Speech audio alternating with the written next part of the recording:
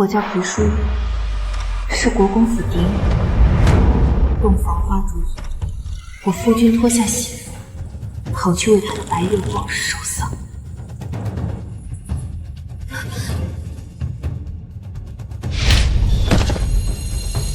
太子殿下，你去哪儿？依依投湖了，她一定很冷，姑要去陪她。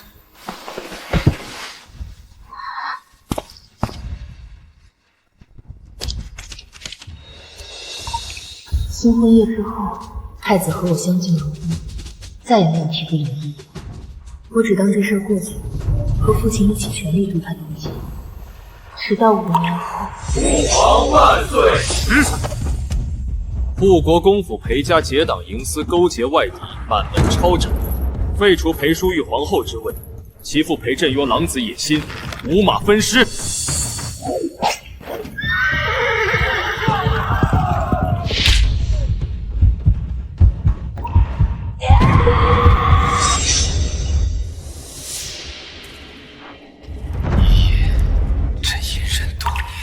终于替你报仇了。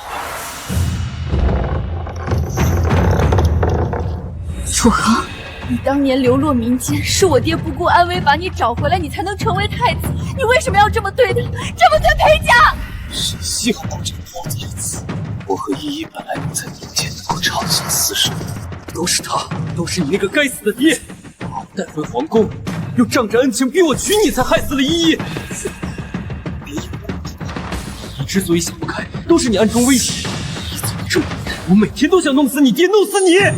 楚恒，你不喜欢我，就不该答应与我成婚。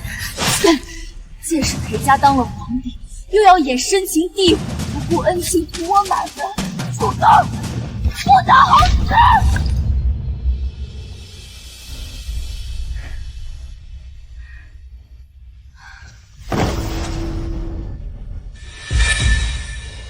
生命总是在嫁给楚恒这天，可惜楚恒也不是。一马同鞍，两骑相牵，策马同路，岁岁年年。太子、太子妃，吉时已到。出生了，依依还没死。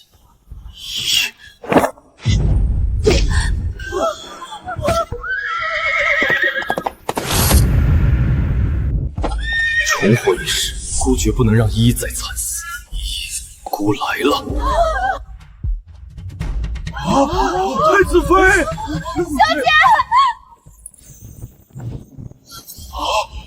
小姐，您怎么样？裴小姐不愧是将门虎女啊，从马上摔下来还能安然无恙。小姐，太子殿下疯了不成？刚才还在好好接亲，怎么突然退下您跑了？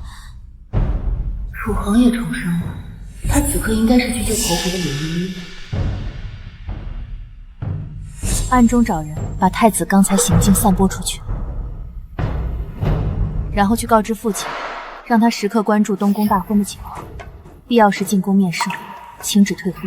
楚恒，既然前世你怨恨我们裴家逼你当皇帝，那这一世我就让你失去这一切。太子妃，您终于到东宫了，太子殿下呢？这拜堂的吉时都快要到了。嬷嬷、诸位，太子临时有事策马离开。烦请诸位稍后。太子殿下不是亲自去迎亲了？什么事能比迎亲拜堂重要？还是太子妃端庄贤和，这吉时都要到的，不愧是大家闺秀。看客都来了，接下来就趁楚恒跟他那心上人演的好戏。恒哥哥，你现在是太子，今天又是你大喜的日子，你别这样抱着依依了。依依，你怎么那么傻？为什么要想不开？姑没了你该怎么办？恒哥哥，对不起。都怪依依出身低微，配不上你。放心，依依，这次不管怎么样，姑都要护好你。他去寻太子的人呢？太子怎么还没来？吉时要到了。别找了，姑来了。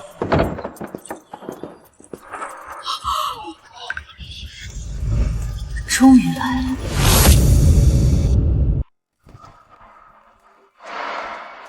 楚恒，前世成婚5年。你日日在我面前装深情，原来这才是你真正深爱的人。恒哥哥，太子妃在大殿等着跟你拜堂呢，你就这么抱着我进来，不是让她变成笑话了？裴淑玉还没进门，就擅妒害子，姑今天一定要跟你撑腰，让他绝了以后在后宅害你的心思。太子殿下，拜堂的吉时就快到了，你这是……殿下，方才接亲你将我丢在大街上，策马离开，原来是为了接你在民间的养妹来观礼。什么？接亲这么重要的仪式，太子竟然把太子妃抛下了？一个卑微的民女也配来参加太子殿下的大婚仪式吗？恒哥哥，谢谢你不嫌弃我身份卑微，带我进东宫，来你和太子妃娘娘的成亲礼堂，能亲眼看到你和太子妃娘娘成亲，依依就是死也无憾了。傻依依，别说这样的话，你是不是又要想离开？你明明知道姑不能没有你。恒哥哥，依依也不能没有恒哥哥。大婚日，新郎官和别的女人搂搂抱抱，把太子妃置于何地啊？裴家对太子有恩，太子却在和裴小姐大婚如此行径，真是荒唐。太子殿下，吉时将近，拜堂要紧。恒哥哥，你快过去吧，依依没事。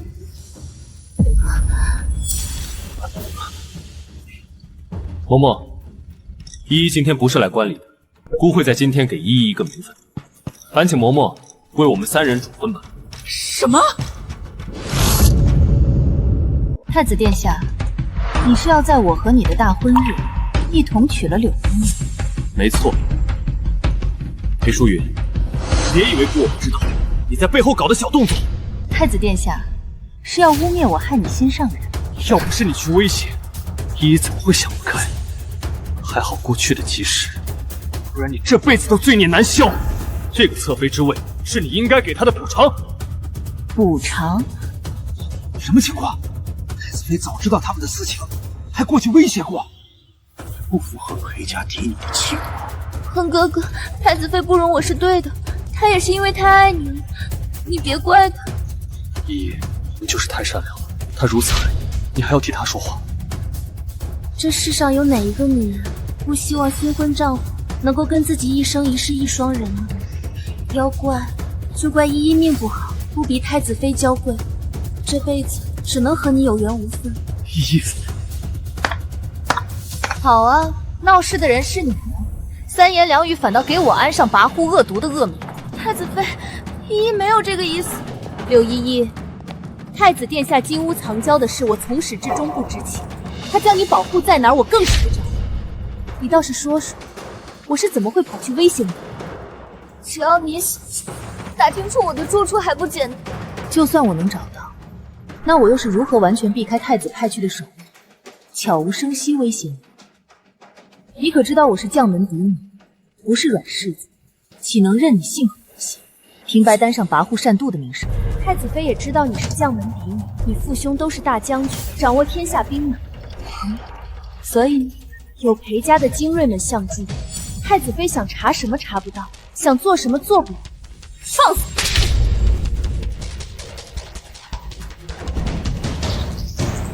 裴家军出动，只为保家卫国，父兄岂会为了你一个民女的奸情绯闻私自调用？你诬陷我还不够，谁给你的胆子，连我父兄和裴家军都要无视？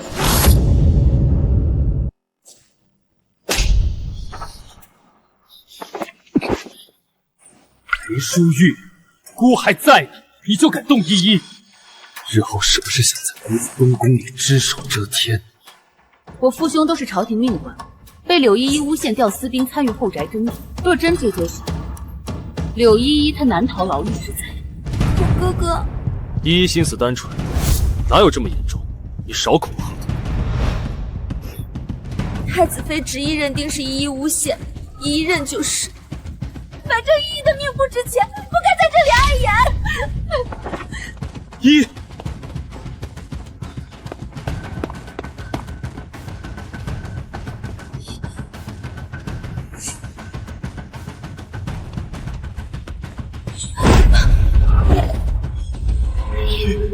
依，别做傻事，别离开姑。太子殿下，这是执意要打太子妃和护国公的脸。别再吓姑了好吗，依依？姑一定会给你名分的。恒哥哥，依依没想要名分。但是依依想到依依和恒哥哥的孩子一出生就没有父亲，就不知道该怎么活下去。依依，你是说你有了姑的骨肉？恒哥哥，太好了，太好了！依依，你放心，姑不会再让你委曲求全了。今天你必须嫁给姑。可是，答应姑，好吗？太子殿下和柳姑娘情深似海，真是让人感动。既然太子殿下宁愿抗旨也要护着心上人，那我就祝你们百年好合。谁说姑要抗旨的？父皇的旨意是娶你，姑还是会娶你，让你当姑的正妃。姑不会抗旨，你也不要再为难依依了，乖一点，行吗？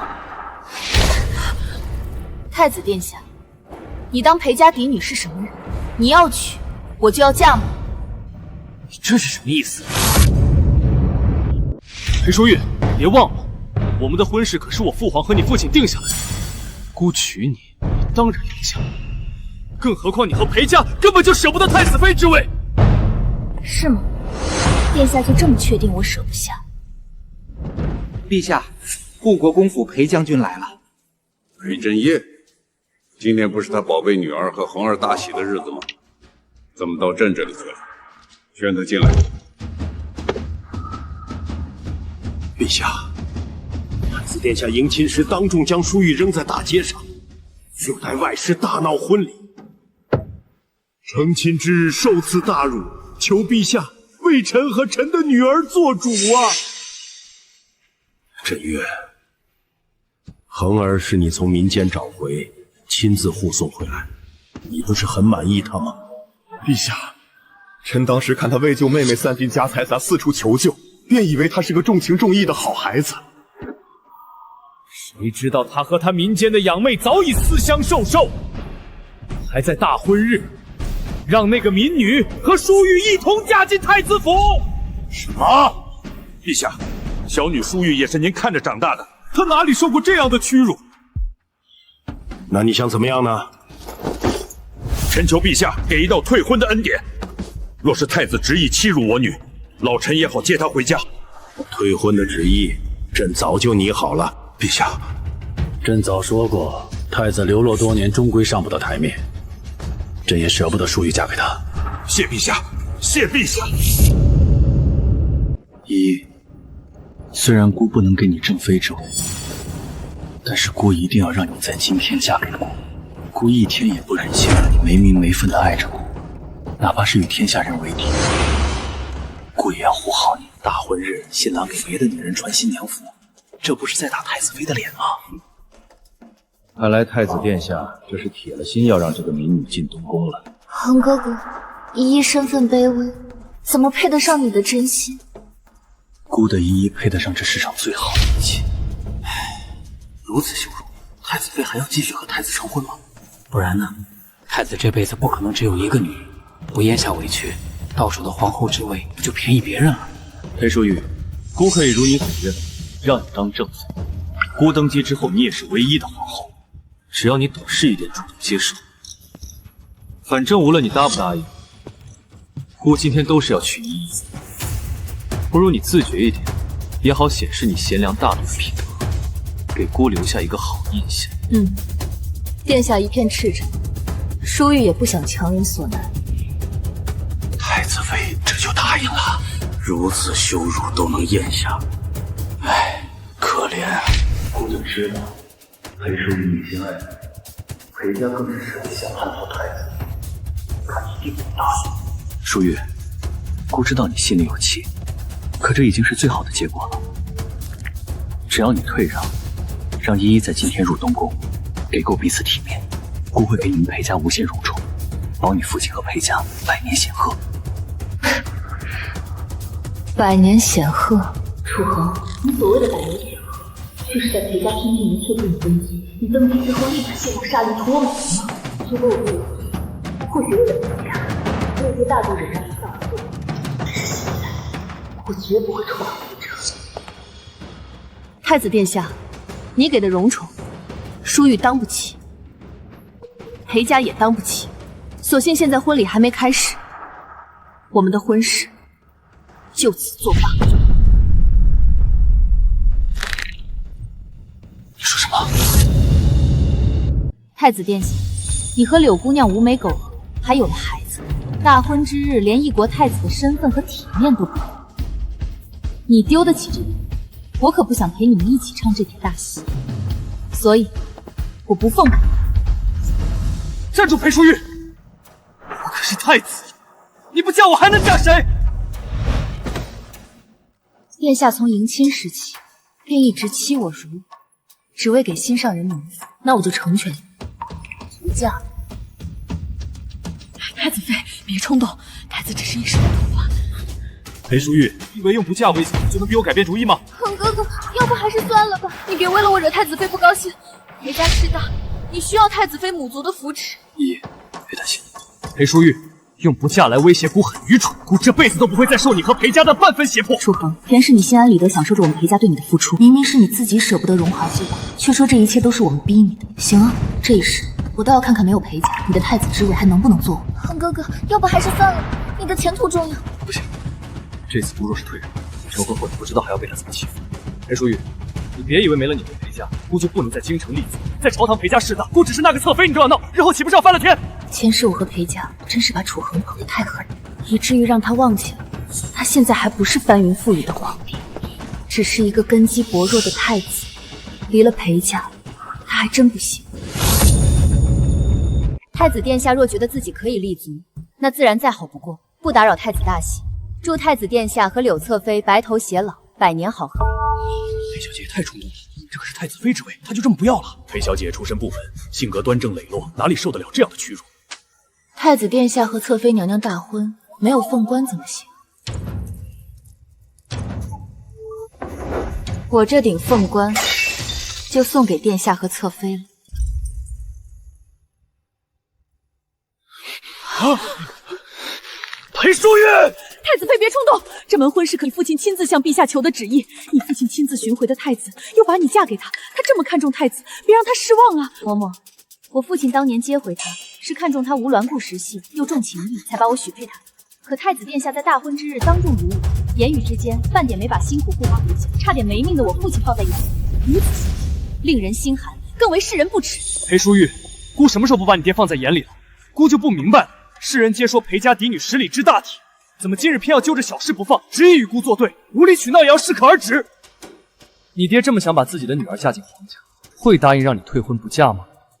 就算你爹答应，这门婚事也是御赐，你和你爹有几个胆子，敢抗旨不遵？太子殿下何必给裴家扣上这么大一顶帽子？先抗旨的人是你。别以为姑不知道你想把事情闹大，然后让父皇迁怒依依。姑为了依依懒得跟你一般见识。来人，服侍太子妃穿戴好凤冠霞帔，完成大婚仪式。住手！我看谁敢！爹，裴将军，吉时已到，姑和太子妃的拜堂仪式可不能耽误了。不必，这门婚事我们裴家退了。什么？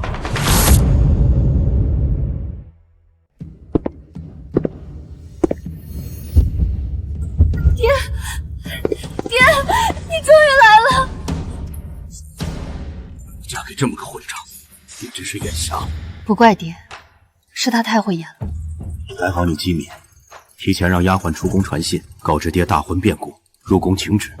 爹，旨意求下来了吗？放心，求下来了。那就好，这一世，裴家终于可以和楚恒彻底划清关系了。是爹不好，识人不清，险些亲手把你推入火坑。爹，不怪你，还好一切都来得及，还好我没有嫁给他。走，爹带你回家。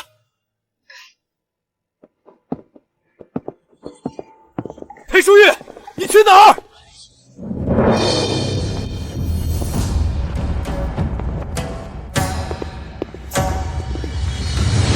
裴将军，太子妃还没有拜堂，你要带她去哪儿？宾客们都在看着，你们敢当场离去，是要姑和太子今天的大婚变成一场笑话吗？让大婚变成笑话，不是我，更不是我爹，是你自己。你说什么？殿下，人的脸面都是自己争的，不是旁人退让换来的。方才你为了心上人弃我、欺我、辱我，做出这般罔顾婚约、失礼失德的难堪之事。彼时你尚且不怕沦为众人笑话，如今反倒开始怕宾客笑话。唐哥哥，都怪姨不好，是姨乱了你的大婚，给你蒙羞了。这不关你的事。裴淑玉，身为太子妃，你一点容人之量都没有吗？姑不过是提前让依依进门，就任性喊来裴将军带你走。今日可是我们的大婚，你的眼里究竟有没有一点大局？既然殿下谈及大局，便斗胆一问：凭什么你成全你的私情就是大局，而清白傲骨不愿受辱就是没有大局？他要是有大局，就不会当着这么多人面前让姑难堪，让你难堪。我护着自己的女儿，怎么算是难堪？裴将军，别怪姑没提醒你，半生仇，满心期许，就是想安稳嫁入东宫。你今日若是一时心疼女儿，做出冲动之举，日后冷静下来，必定追悔莫及，不知再无挽回余地。你就这么自信，我和父亲会后悔离开东宫？太子殿下，老夫征战沙场这么多年，确实是一心想为女儿找个好归宿。可今日你在大婚日折辱我女，便注定不能是良配。姑是当朝太子，万人之上，手握大权，身居东宫。姑若算不上良配，有天之下，裴淑玉还能寻到比姑身份更显贵、更尊贵的夫君。太子殿下，你的身份确实尊贵，可我的女儿也是不容轻贱的。我的女儿以后她想嫁给谁就嫁给谁，就算她不想嫁人，我裴家也能养她一辈子。谢谢。我杀伐无端的裴大将军，竟这般念让自家掌上为主，这是世间难得的机会。裴家为了全是殿下这口气，想来父女俩一个比一个刚烈，这么不好惹。是啊，太子殿下这下可是匹夫匹马了。但这可是陛下赐下的婚事，直接把裴小姐接回去，陛下定有好交代吧。走，淑玉，爹带你回家。好，爹。裴将军，你疼爱女儿也要有个限度。姑和裴淑月的婚事可是陛下亲赐，你图一时之快带走了她，不怕陛下迁怒吗？你们尚未完婚，我带走淑玉合情合理。太子殿下都不怕被陛下迁怒，老夫就更不怕了。裴将军，淑玉一时冲动要同婚，您难道也想抗旨吗？谁说我要抗旨的？今日不管不顾离开东宫，就是要抗旨。是吗？陛下有旨，这门婚事退了。什么？父皇下旨退婚？这怎么可能？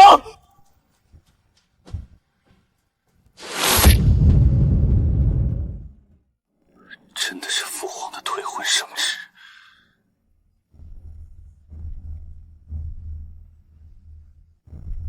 可是父皇金口玉言，素来言出必行，亲自赐下的婚约，怎么可能轻易同意退婚？太子殿下是觉得我们裴家有胆子敢伪造圣旨吗？太子殿下，这门婚事既然你不想要，那我们裴家就主动帮你退了。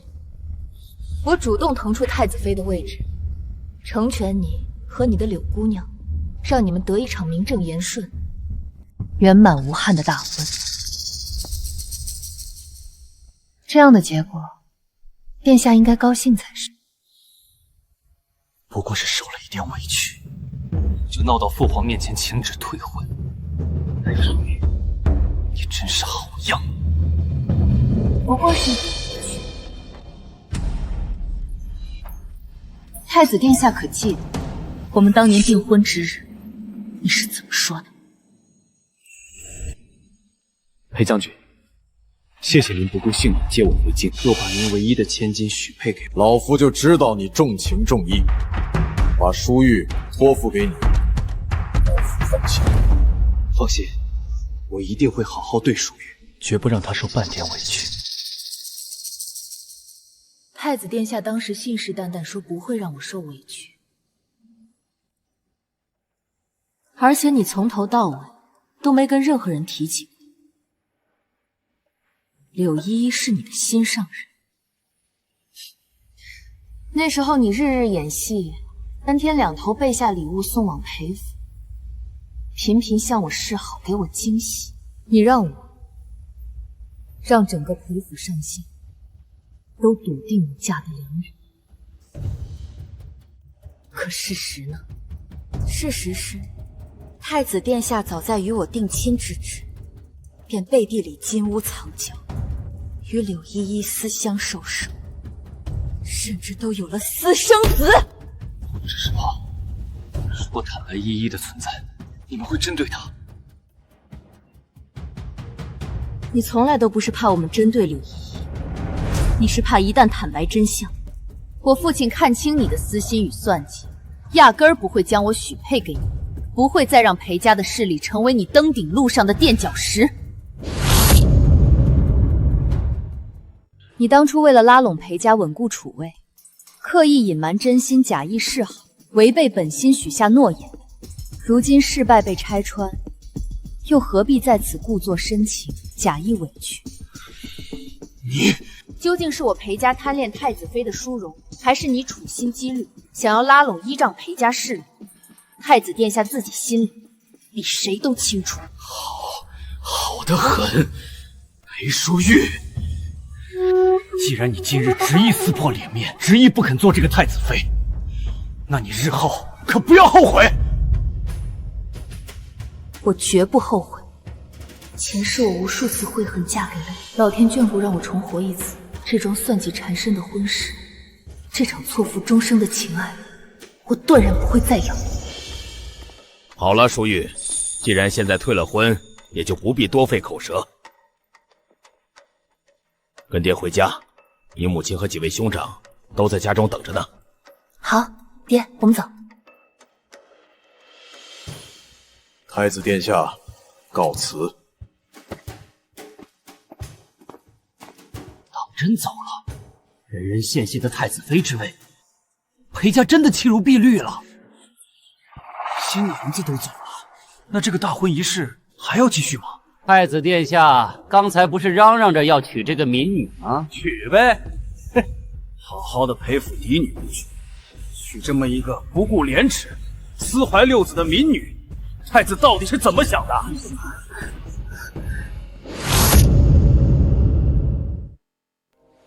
恒哥哥，都怪依依毁了你的大婚。依依，你别多想，既然裴淑云不知好歹，孤堂堂太子，自然也不会惯他。对不起，恒哥哥，依依也不想这样的。依依只是想和恒哥哥在一起，哪怕只是当一个洒扫婢女，我也心甘情愿。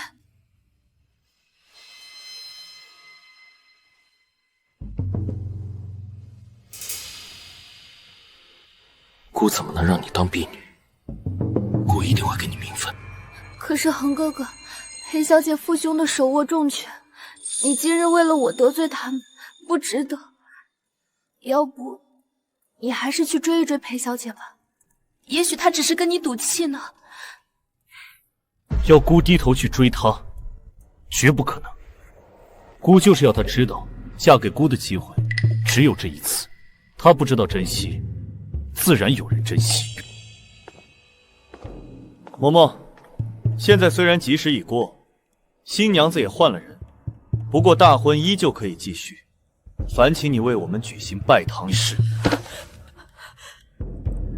太子殿下，您就别为难奴婢了。不过是主持一场拜堂仪式，何谈为难？殿下，奴婢是奉陛下与娘娘的懿旨，专为您与裴小姐主持大婚。如今裴小姐已然退婚离府，奴婢便是借100个胆子，也不敢为这位毁了太子大婚的姑娘主婚。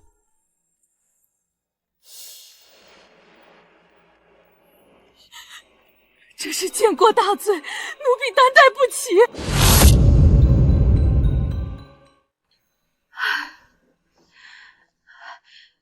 既然太子与裴小姐的婚约已作废，这场大婚便也不存在了。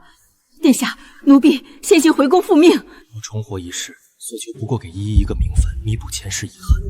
为何这么简单的心愿，却处处受阻？魂哥哥，今日确实不宜再行大婚之礼，都是我的错，是我闯了大祸，扰了你的婚事。依依，别自责，从来都不是你的错。真的吗？依依放心，纵然天下人非议，世人不容，姑也会倾尽所有，护你一世安稳。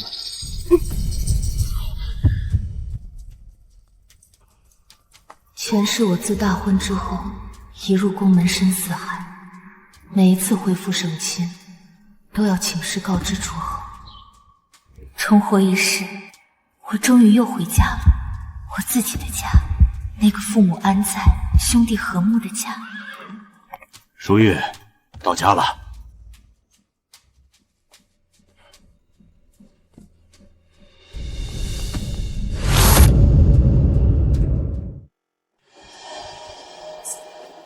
淑玉，娘的淑玉呀！让娘看看，让娘看看，好孩子怎么出门一趟，回来就憔悴了这么多呀？母亲，淑玉好想你，跟太子的大婚毁了，淑玉给裴家添麻烦了。傻孩子，太子干的那些荒唐事儿，我们都听说了，咱不去东宫受那个窝囊气。还好你爹及时求来了圣旨，娘跟你哥哥还担心东宫不肯放人呢。东宫要是敢不放人，我和大哥就杀过去。二哥，那个混账，大婚日抛下新娘，还想让小妹跟他的外甥一同进门，欺人太甚。他以为他是神。现在太子成了全京城的笑话，太子之位做不做得稳，还两说呢。父亲，你今日怎么这么快就拿来了退婚的圣旨？太子的婚事，陛下这么轻易就答应了吗？今日陛下下旨退婚时，老夫才看清陛下或许并不喜欢这个儿子，陛下对他的感情更多是对贵妃的愧疚。可是愧疚总有被耗尽的一天。前世楚恒能登基，前靠贵妃，后靠裴家，这一世裴家再也不会当他青云之路的垫脚石。不提那个贱人了，弄丢了和裴家的姻缘，看他怎么跟贵妃交代。饿了吧？娘已经吩咐小厨房去备菜了，都是你最爱吃的。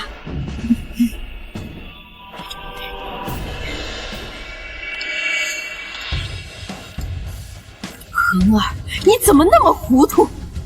知不知道你今天在大婚上逼走裴家千金，全京城有多少人在看你的笑话，看本宫的笑话？母妃息怒，儿臣知错。你知错？你错在哪儿？儿臣错在让母妃难堪，错失拉拢裴家的机会。但儿臣还是想恳请母妃答应给依依一个名分。你口口声声说着知错，还是要为了那个民女忤逆本宫吗？母妃，不知道嬷嬷有没有告诉过你，依依怀了儿臣的骨肉，儿臣不能负她。你怎么能这么荒唐啊？这种事情你也好拿出来说，你也好在大婚上闹。本宫问你，你想纳妾，为什么不徐徐图之？为什么不能忍一忍？母妃，儿臣忍一时，依依就要被人欺辱一时。儿臣如果不给她名分，不护着她，她一个身份卑微的民女，现在已经被逼死害死了。你当真以为她想不开是被人逼的？难道不是做样子给你看吗？母妃，谁会拿自己的性命开玩笑？依依为了儿臣付出这么大的牺牲，儿臣只是想给她一个名分，求母妃成全。这些年，你在民间就学会了冲动忤逆吗？母妃，儿臣确实什么都没有学到，在民间儿臣温饱尚且艰难，全是眼见谋略，自然不比其他皇子贵女，儿臣给母妃蒙羞了。依依是儿臣在民间唯一的牵挂，求母妃成全。罢了，难得你一片真心，终究是本宫当年没有保护好你，是本宫亏待你，本宫去求陛下。儿臣谢母妃。不过你那个青梅柳依依，能在你的大婚日闹起来，不见得多么清白无辜。你看好她，是保护她，也是保护你自己，知道了吗？儿臣明白。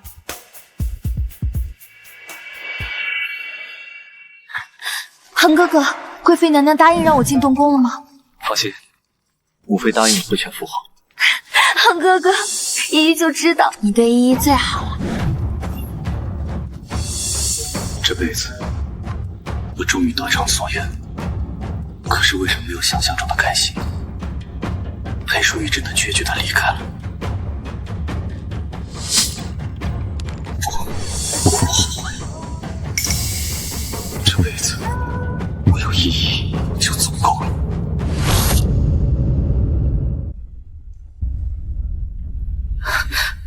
二哥，夜深路重，这么晚了，你怎么过来了？先别管早晚，你猜猜，二哥特意给你带了什么好东西？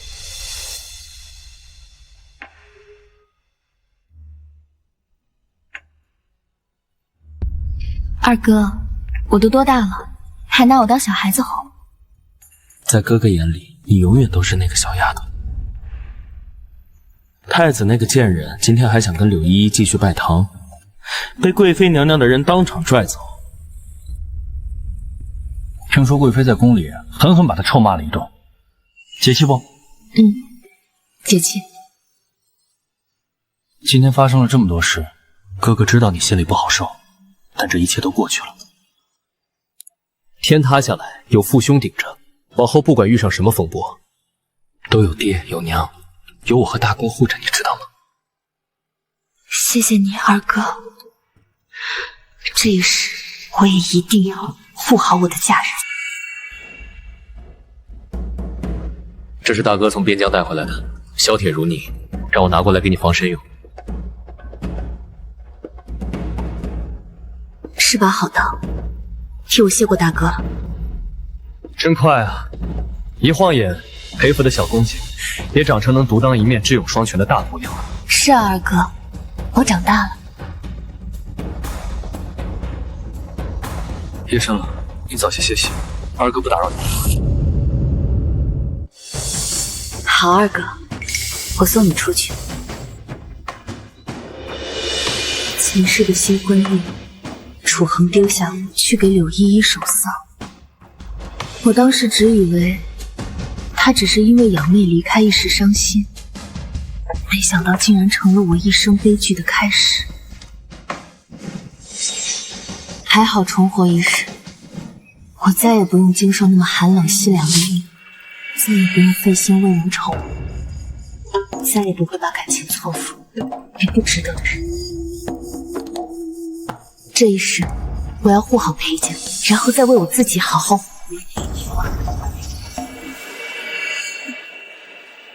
这是萤火虫，好美。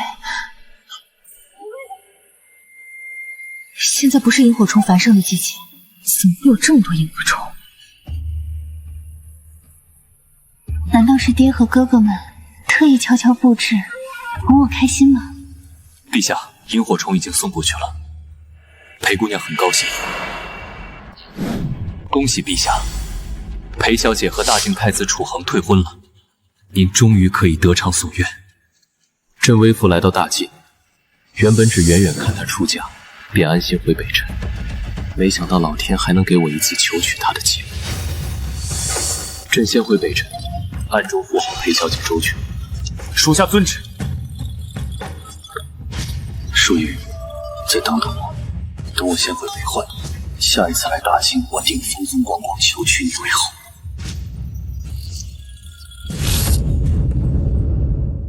奉天承运，皇帝诏曰：柳氏依依温婉贤淑，擢封为太子侍妾。太子妃之位，令择贤良，亲此。侍妾？为什么是侍妾？恒哥哥，你不是跟贵妃娘娘说了依依怀上皇嗣的事了吗？柳侍妾，别忘了，前2天是你毁了太子殿下的大婚。陛下和娘娘肯给你侍妾的位分，已是很看在太子殿下和皇嗣的面子上。依依，领着谢恩吧。妾谢陛下隆恩，谢太子殿下厚爱。辛苦公主了。殿下好好的的一手牌打得稀散啊！您知不知道娘娘为您在陛下那里筹谋了多少？人之蜜糖，我之皮呀，未必拉拢裴家便是一手好牌，未必姑现在得到的就不是最好的。既如此，那就祝太子殿下能够得偿所愿，不要后悔吧。侍妾，恒哥哥，我怀了皇嗣，也只能成为你的侍妾吗？依依，这只是暂时的。好在你已经进了东宫，以后我们每天都能见到，再也不用偷偷摸摸。恒哥哥，依依不是在乎位分，依依只是怕裴家不会放过我。姑是太子，裴淑玉和裴家再如何猖狂，姑也是君，他们是臣。可是裴家若是执意跟姑作对，那姑也不会放过他。反正我已经是登上过皇位的人，重活一世，对付朝中大臣和裴家还是有把握的。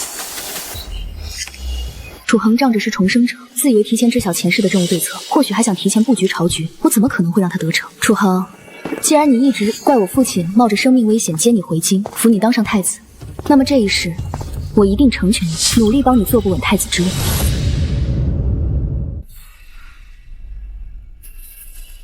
燕窝口感不行，换一盏。柳侍妾，这燕窝是贵妃娘娘赏的，您还挑三拣四。嬷嬷说的是依依不懂规矩，只是依依如今怀着皇嗣，胃口刁钻了些。依依饿着了没什么，万一怠慢了皇子，嬷嬷。柳侍妾，你好大的威风啊！既然柳侍妾不爱吃燕窝，那就别吃了。你干什么？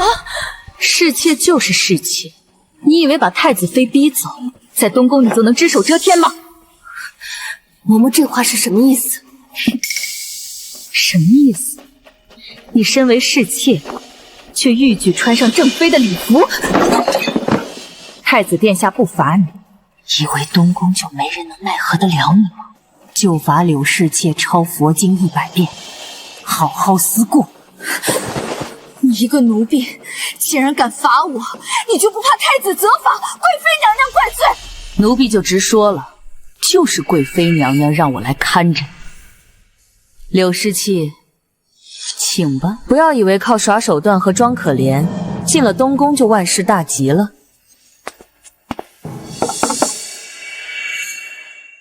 抄吧。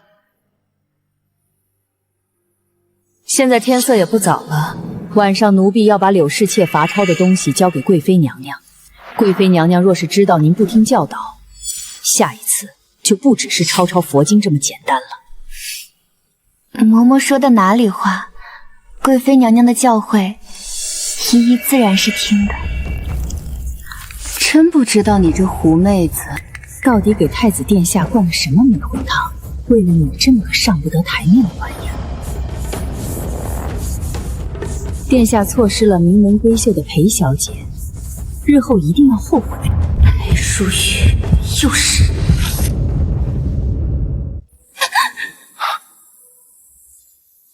恒哥哥，你终于回来了。怎么了，依依？你哭过了？恒哥哥，依依被贵妃派来的嬷嬷责罚了。母妃对你有偏见，依依，委屈你了。姑这2天在朝堂也是举步维艰，裴振爷在朝堂上屡次与姑作对，父皇似乎也开始对不耐烦了。恒哥哥别生气，陛下或许只是一时心烦。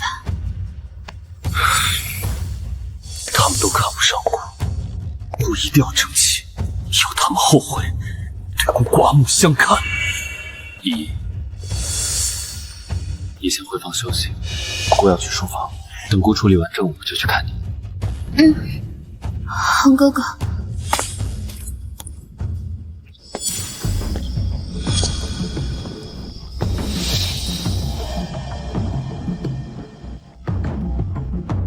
殿下，3日之后是皇家秋歇，裴将军和裴淑玉都会过去。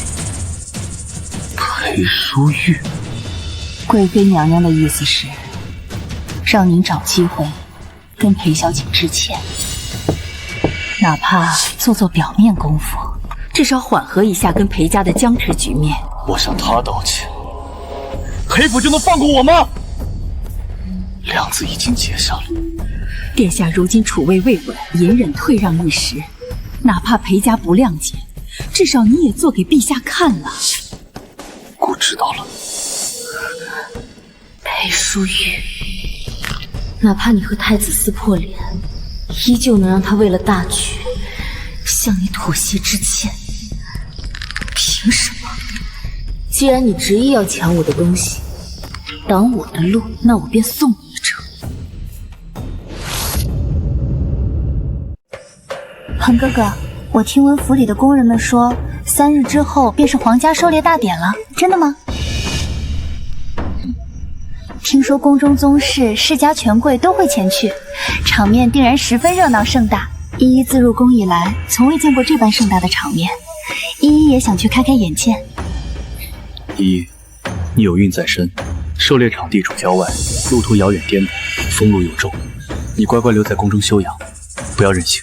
恒哥哥放心，孕期适当走动舒展，孩子才能更康健。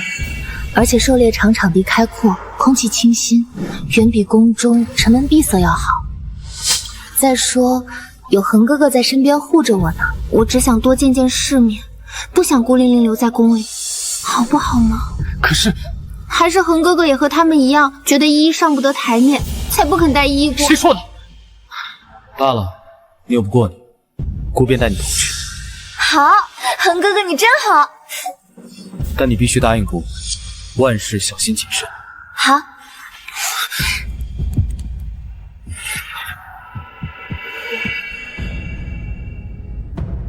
3日后狩猎场，只要能顺利解决裴淑玉，伪装成她是意外惨死的样子，还会有享用不尽的荣华富贵。放心，狩猎场密林繁茂，不会有问题。苏月，明日就是皇家秋狩大典了，看看这是什么？什么啊，大哥二哥，神神秘秘的。快瞧瞧这匹马，可还合你的心意？这是西域纯种汗血宝马，我曾在古籍杂记中见过记载。此马日行千里，身姿绝世，在中原地业早已有价无市，千金难求。是啊，这马只在北禅皇室豢养，大西几乎绝迹。你们是从哪里得来的？妹妹，说来你可能不信，这匹马是自己跑来我们裴家的。自己跑来？没有人看见他是怎么来的，也不知道是谁把他送来的，连裴府暗卫都没有察觉。有这样的事？而且这匹马对裴家的人很温和，尤其是在小妹你的面前，乖得可怕。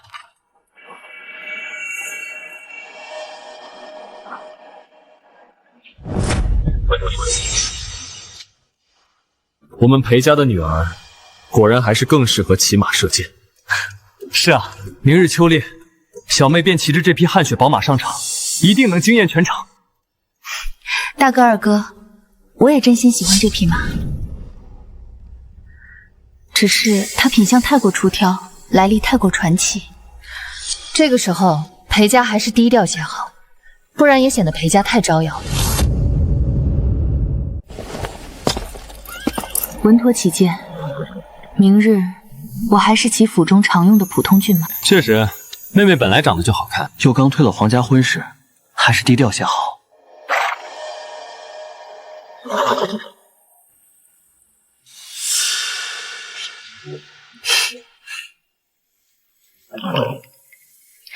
别委屈啊，不是我不喜欢你，只是场合特殊，不宜张扬。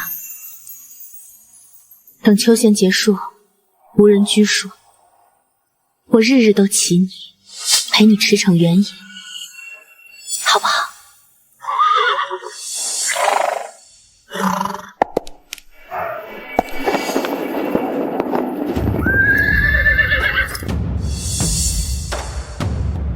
吉时已到，秋狩大典正式开启。今日秋狩，部分宗室世家子弟猎获猎物最多、品相最优者，朕重重有赏，各位尽兴。陛下，恒儿来了。他这个士气，倒是走到哪里都带着。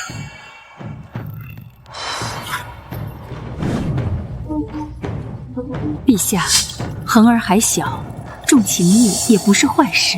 自古以来，对于君王来说，不顾利益的对某一个人重情义，便是对更多人的无情和无义。陛下，好了，狩猎开始了。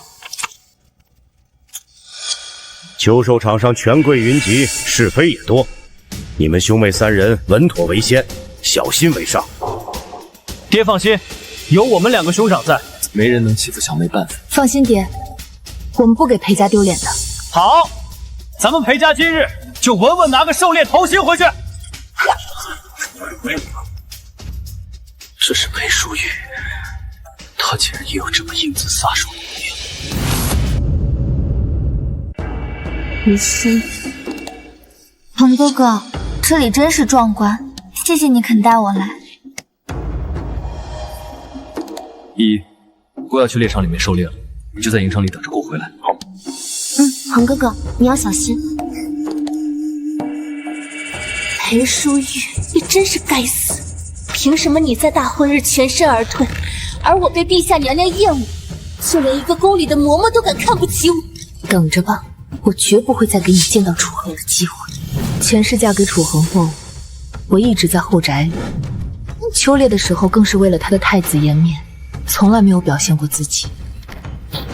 重活一世，我再也不当什么贤良恭顺的太子妃。痛死！原来他的骑术和剑术都这么厉害，为什么姑从来没有见过？无非要我为大婚的事向他道歉。可裴淑玉这副没心没肺的样子，分明一点也没有把那天的事放在心上。难道他从来没有在乎过姑吗？他前世之所以与我相敬如宾，是因为姑是他的夫君。但是现在，裴淑玉，前世今生，姑难道注定都摆脱不了你了吗？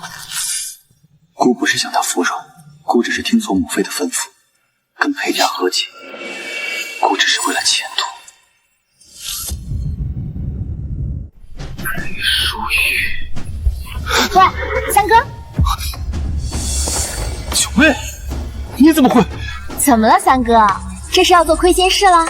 贵妃娘娘不是让你在秋猎好好表现吗？愣在这里干什么？没什么。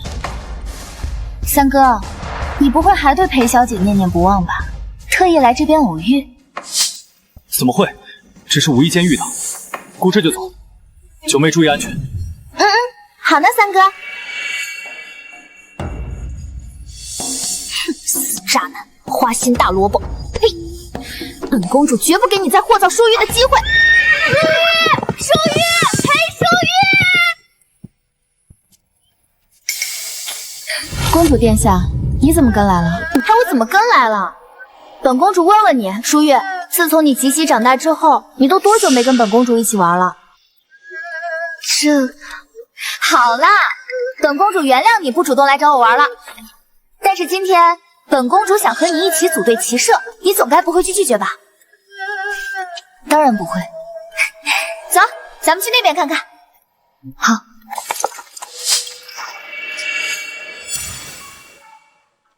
裴大郎、裴二郎，你们跟着我们干什么？今日是我与淑玉私下结伴，要说些女孩子之间的悄悄话，你们男子跟着不合适。我们走，淑玉。好。大哥，我们真的不追上吗？不必近身追赶，小妹一身骑射功夫足以自保。过来，我们远远近随便可。好。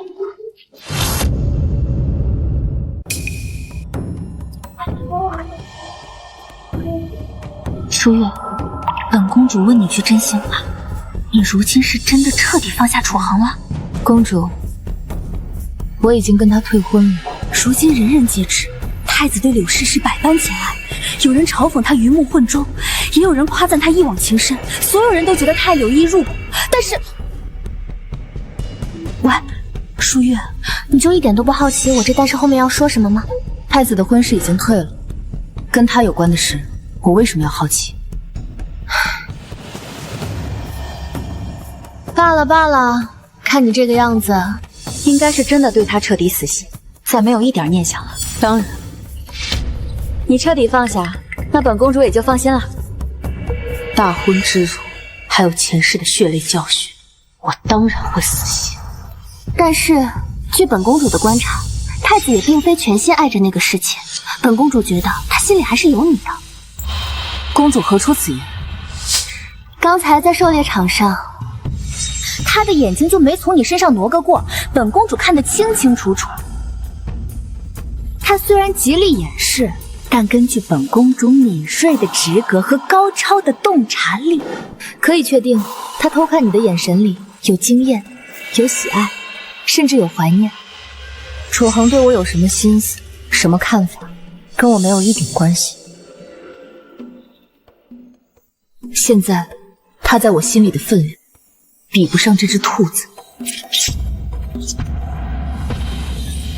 天哪，这么远的距离都能一箭命中，淑玉你也太厉害了吧！本公主什么时候也能拥有这样的剑术？公主若是想学，找时间我和我的哥哥们可以教你。淑玉，你能教我真是太好了。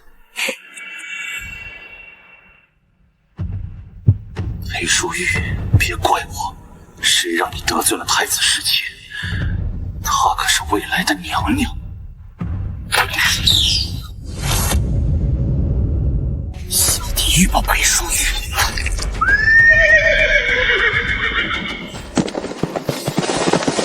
淑玉，救我！我的马失控了！公主，稳住，别松手！好可怕，快抓不住了，将手要脱手了！本公主可不想摔下去变成肉酱啊！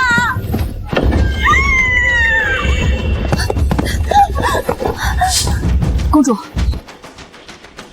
还好赶来了。公主，你没事吧？淑玉，刚才真是吓死本公主了，本公主还以为自己要摔成残疾了。好了，别怕，已经没事了。有没有受伤？除了手掌被缰绳磨破了点青之外，没什么大碍。公主，我们怕是遇到刺客了。刚才我看到你的马腿上被人扎了一枚细小暗箭。到底是什么人要谋害本公主？还好有你，淑玉。但是很奇怪，既然有刺客，为什么刺客只是让马受惊，而不是直接对我们动手？是啊，刺客应该是觉得直接动手太惹人瞩目不好。这里是密林深处，此地不宜久留，我们快走。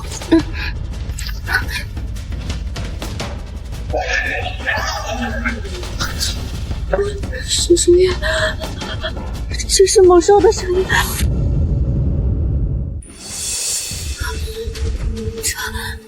这是猛兽的声音。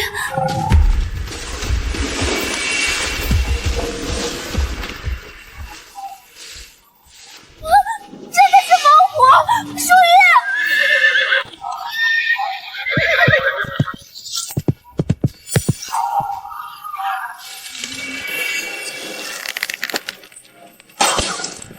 完了，淑玉，这老虎太邪门了，普通的剑只是让它停一下，根本没什么作用。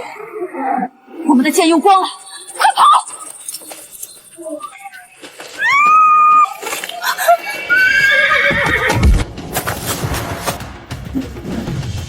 淑玉，怎么办啊？早知道刚才让人跟着了。别怕，你先跑。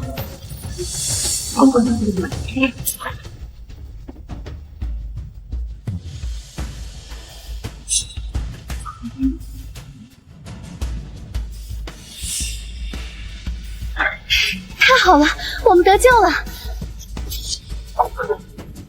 裴姑娘，你受惊了。你们是？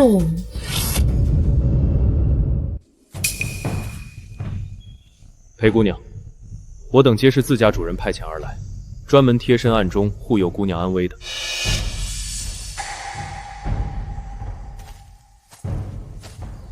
还请姑娘务必好生珍重自身，静待我家主人亲自前来与姑娘相见。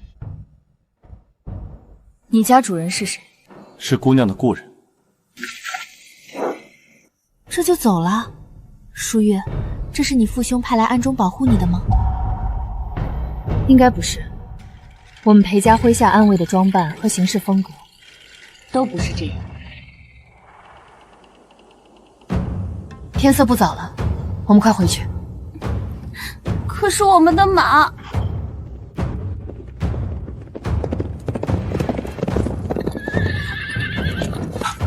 淑玉，公主殿下，你们没事吧？大哥二哥别担心，有惊无险。淑玉，你们可吓死我和大哥了！公主不让跟着，你说不跟着怎么行呢？就稍微远一点，转眼你们人就不见了。好了好了，啰啰嗦嗦，还不快带我和淑玉回去！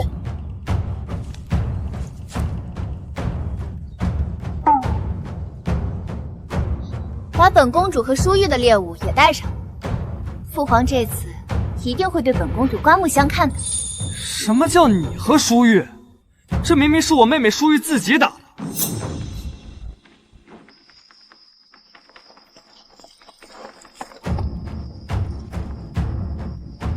请上马，公主殿下。算你有眼色。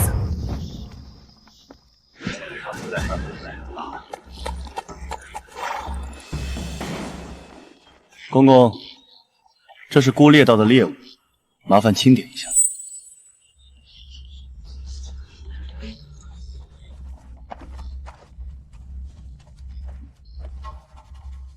父皇母妃，儿臣回来了。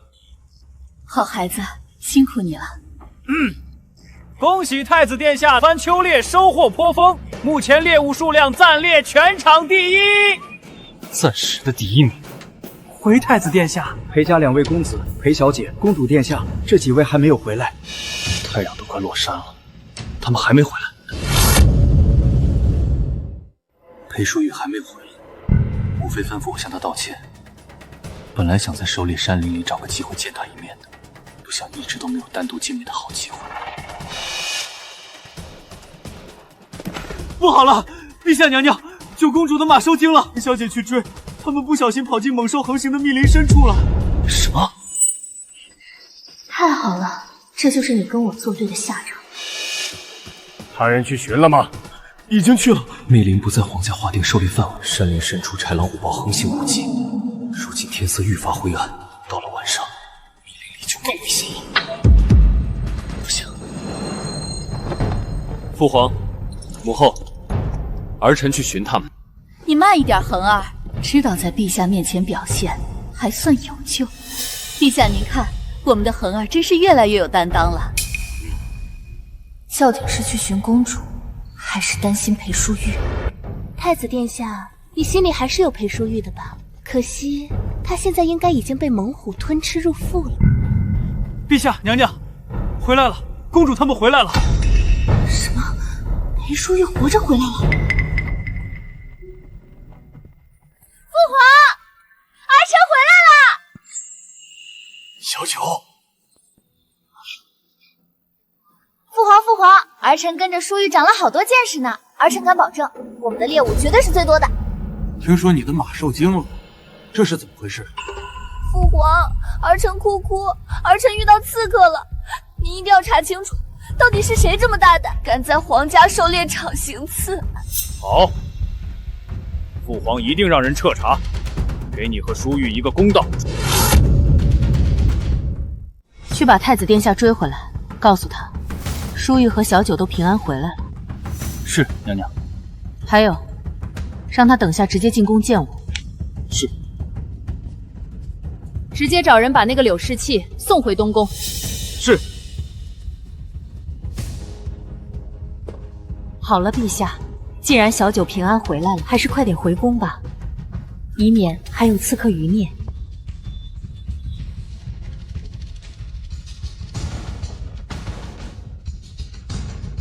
都回去吧，好好休息。恭送陛下娘娘。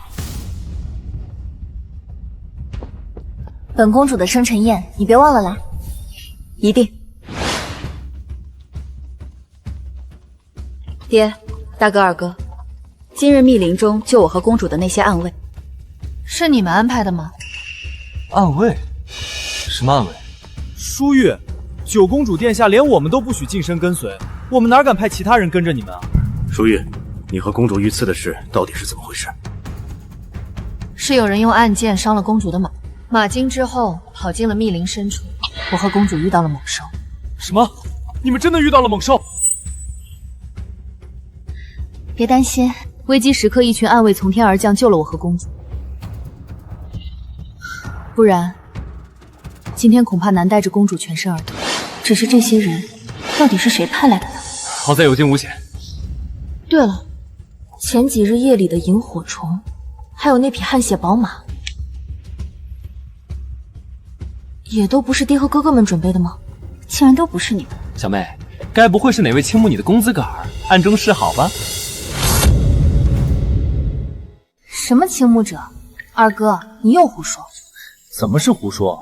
我们家淑玉才貌双全，又是将门虎女，京中倾慕你的那么多，现在退了太子婚约，那些蛰伏的爱慕者，自然是蠢蠢欲动喽。行了，别打求你妹妹了。回去之后都好好查查，能够悄无声息地护卫你妹妹，这些人不简单。是，父亲。你家主人是谁？是姑娘的故人。这个故人到底是谁？算了，好在这个人是敌非友。陛下，您迎娶皇后的聘礼现已全数置办齐备，无一缺漏。太好了，淑玉。陛下，老臣斗胆一问，您多年无谥后宫，如今好不容易松口应允立后，不知这至高无上的皇后之位，究竟要许给哪家千金？朕要娶的人不在北辰。皇后不在北辰。朕亲率少量禁卫，轻装奔赴大境，先行递上朕的亲笔婚书。你们率仪仗队伍，携全部聘礼，火速跟进，不得延误。大靖，皇后是大靖人。没错，朕要迎娶的皇后是大靖护国公府嫡女裴淑玉。陛下，陛下，现在天色已晚，不如您明日再启程吧。不，朕现在就去。柳姑娘，我们回到东宫了。今日秋猎奔波，太子殿下与贵妃娘娘吩咐了，让您先行回宫，好好歇息。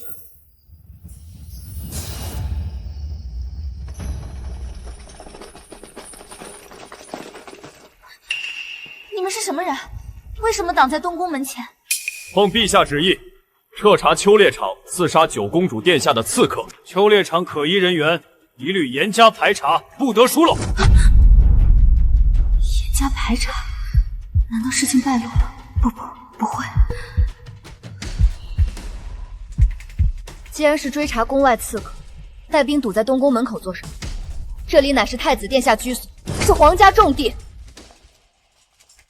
属下只是例行盘查所有秋猎在场的可疑人员。柳侍妾，今日秋猎大典你也在，对吧？我是去了秋猎场，可我身体不好，一直在营帐里休息，从未擅自走动。怎么，你们查不到人，就跑来东宫胡乱盘查闹事吗？若是太子殿下回来，知道你们这样鲁莽冒犯，你猜他会不会饶你们？柳侍妾见谅，我等也只是例行公事。刺客凶狠，万一被他闯进东宫，惊扰殿下和侍妾，就不好。放肆！你当太子殿下的东宫是什么地方？那刺客怎么敢来？校尉大人，柳姑娘现在怀着皇嗣，见不得兵刃，还望大人体恤。有什么事情，等太子殿下从宫里回来再说吧。都退下！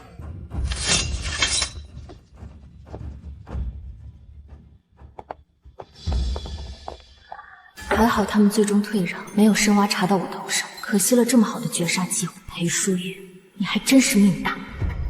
恒儿，今日秋猎你表现不错，猎物颇多，你父皇总算对你大婚那日的荒唐事淡忘些许了。多亏母妃在父皇面前为儿臣周全。本宫周全是一回事，你自己争气是另一回事。本宫问你，今日可寻到机会向裴小姐致歉了？儿臣。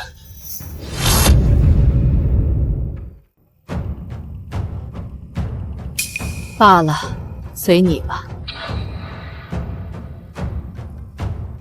你们如今也确实不适合再见面。万一又起了什么口舌之争，反倒让陛下想起旧怨。奴婢教训的是，今日秋猎无遇，人多眼杂，儿臣确实没有寻到合适时机。罢了，不多说你，早些回去歇息。儿臣告退。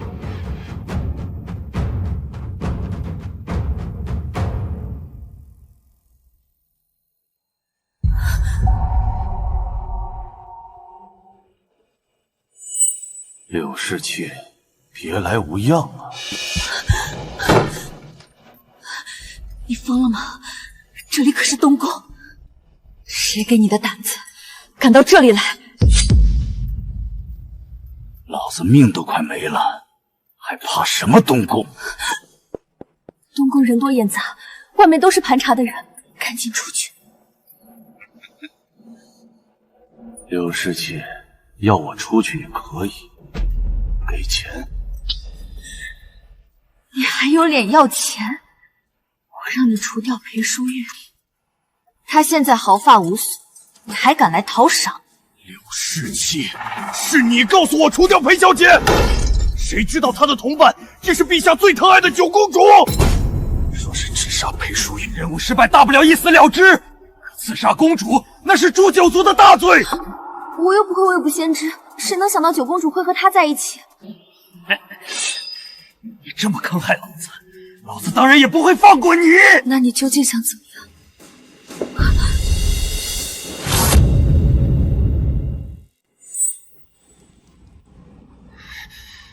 老子现在走投无路，陛下派了那么多人，早晚会查到我头上，这都是拜你所赐。不会的，你不是伪装的很好吗？应该没有人发现。少废话！谁会拿自己的身家性命去赌？你到底给不给钱？不给钱，老子要是被抓了，第一个就把你柳世挪交代出去。你敢威胁我？我明明已经给过你钱了，是你自己出了差错。我有什么不敢的？别忘了，我本来就是亡命之徒。你还是说你想等我把你交代出去？到时候别说你的荣华富贵，就是你这条命也难保全吧。好，我给。这才识趣。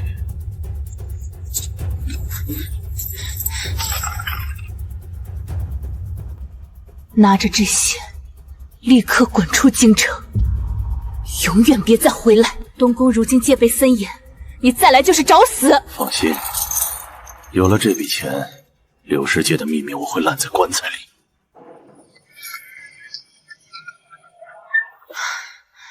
终于走了。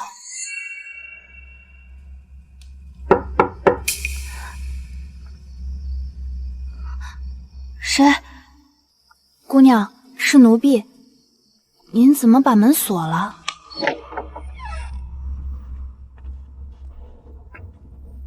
侍妾，这是今日份的安胎药。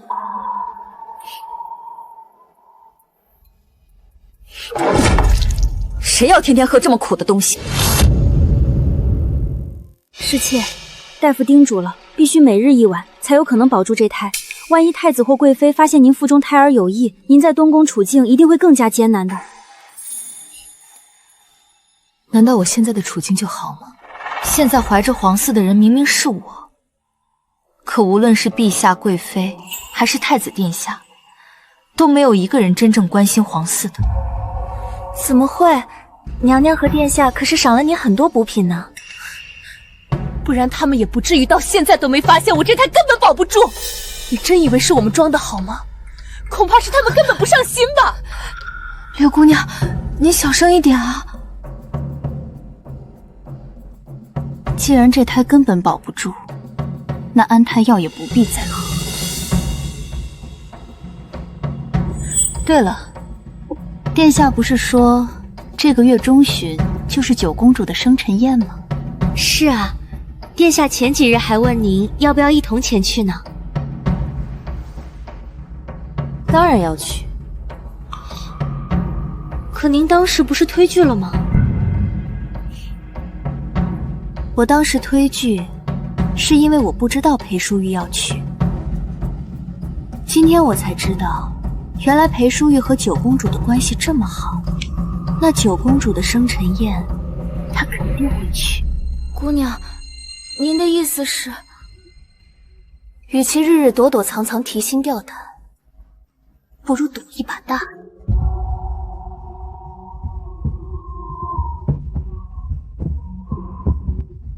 裴淑玉，不知道这谋害皇嗣的大罪，你们裴家担不担得起？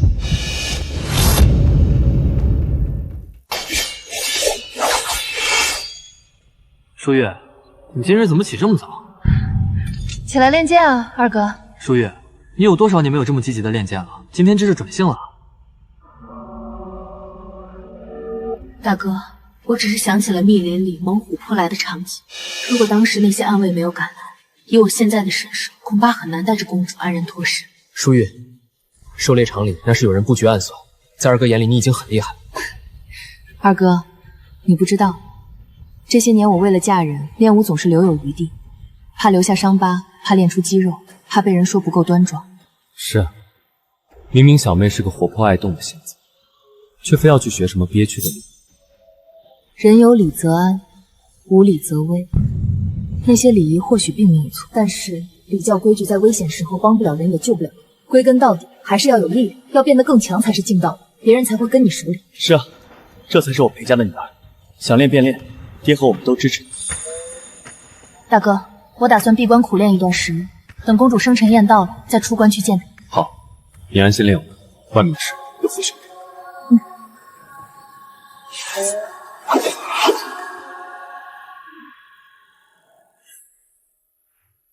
陛下，北辰的仪仗队伍已抵达大境边境，3日后便可到京城。陛下，您真的要亲自去大境皇宫里递婚书？当然，朕等了这么多年，终于等到他退婚。这一次，朕要亲自来求娶她。淑玉，再等等我。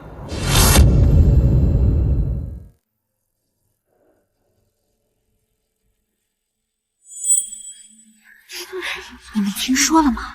那个文武双全、才德无双的北辰皇帝来大晋了。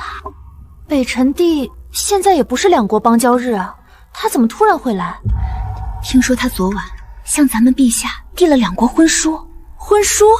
怪不得北辰帝空中后宫这么多年，原来要娶的人不在北辰，而在我们大晋啊。是啊，听说许的还是皇后之位，也不知是哪位公主这般好命，一下子就当上了北崇的皇后。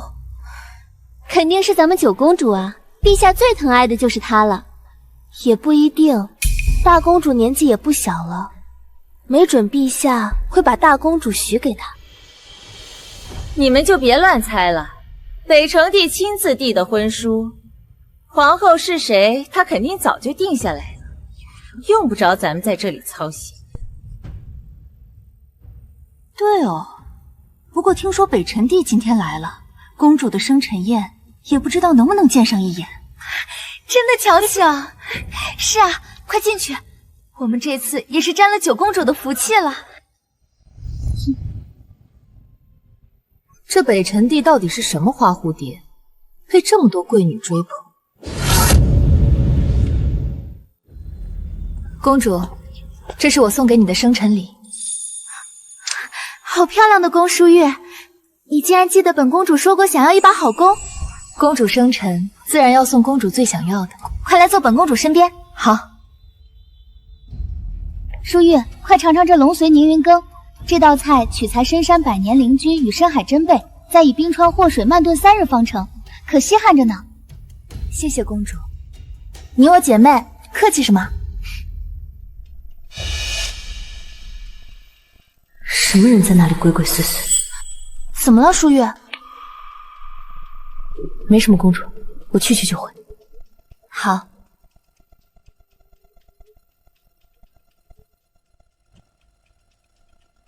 看刚才那黑影的身形，应该是个男子。找到你了，裴小姐。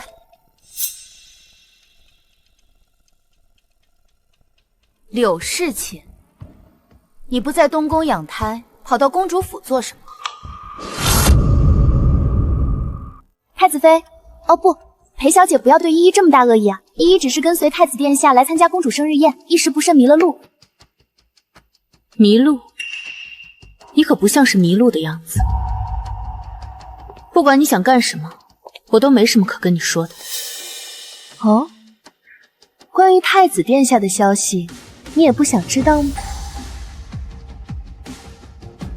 柳依依，你未免太高看自己，太高看楚恒了。我裴淑玉既然退了婚，就绝不会再看楚恒一眼，更不想知道和他有关的任何事。你不看有什么用？我要的是你彻底让太子厌弃，让你翻不了身。不好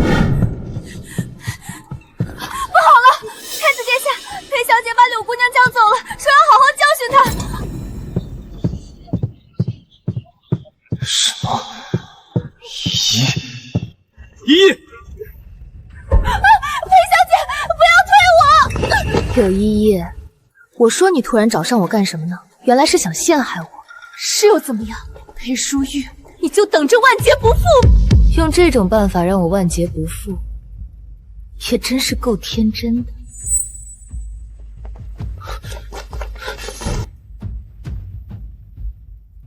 依依，依依，你怎么了？哥哥，是裴小姐，她把我叫出来，说要教训我，然后推了我。哥哥，我们的孩子是不是没了？快去请太医！是。依依，没事的，你一定会没事的。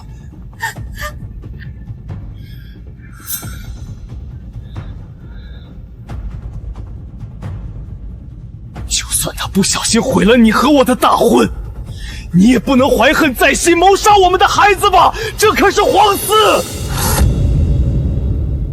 你们一个敢编，一个敢信，你也知道是皇嗣，我裴淑玉还不至于蠢到在众目睽睽之下谋害皇嗣。不是你是谁？依依怎么会拿自己的孩子开玩笑？恒哥哥，你别生气，裴小姐可能也只是看到我一时生气，对不起，是我没保护好我们的孩子。裴淑玉，你真是蛇蝎心肠，姑当初真是瞎了眼睛还想娶你，你竟然把依依骗出来害她，你好狠啊！不管你信不信，我刚才是追随一道黑影而来，不是为了特意来见柳依依。黑影？什么黑影？假山后有人目睹了刚才的事情，出来吧。你是何人？公子，我知道你一直躲在后面看戏，那你应该看到了刚才的那一幕，对吗？自然，刚才是这位柳侍妾自己冲过来堵住裴小姐，一再找事，拉扯之间自己摔倒，磕在假山手上。你胡说，你根本不在场。恒哥哥，这个人怎么刚好躲在那里？不会是裴小姐事先安排好的吧？柳侍妾，我做的是不是假证你自己心里清楚，如果你不清楚，那我也有的是办法让你清楚。恒哥哥，裴淑玉，姑警告你，今日之事如果真的是你提前布局，故意谋害依依，裴家一定保不了你。刚才是不是你故意引我出来？你到底有什么目的？我的目的当然是帮裴小姐彻底铲除害你的恶人，让他们露出马脚，再看他们自食恶果，替裴小姐出气。你去哪儿？裴小姐，你被陷害，请进不妙，我去给你搬救兵。搬救兵？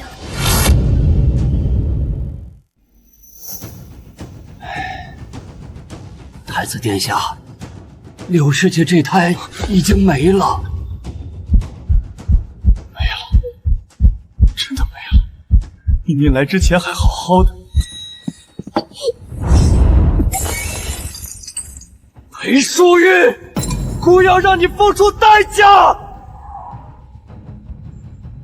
淑玉，刚才到底是怎么回事啊？你又遇到那对贱人了？是啊，我不犯人，人却来犯我。这一次，楚恒和他的侍妾都别再想翻身了。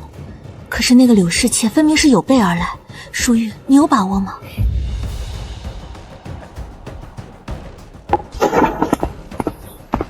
裴淑玉，害死了依依的孩子，还有脸站在这里？三哥，事情都没查清楚，你凭什么说是舒玉？没查清楚，依依都指认他了，而且在场的所有人，只有裴淑玉和依依有过恩怨，不是他还有谁？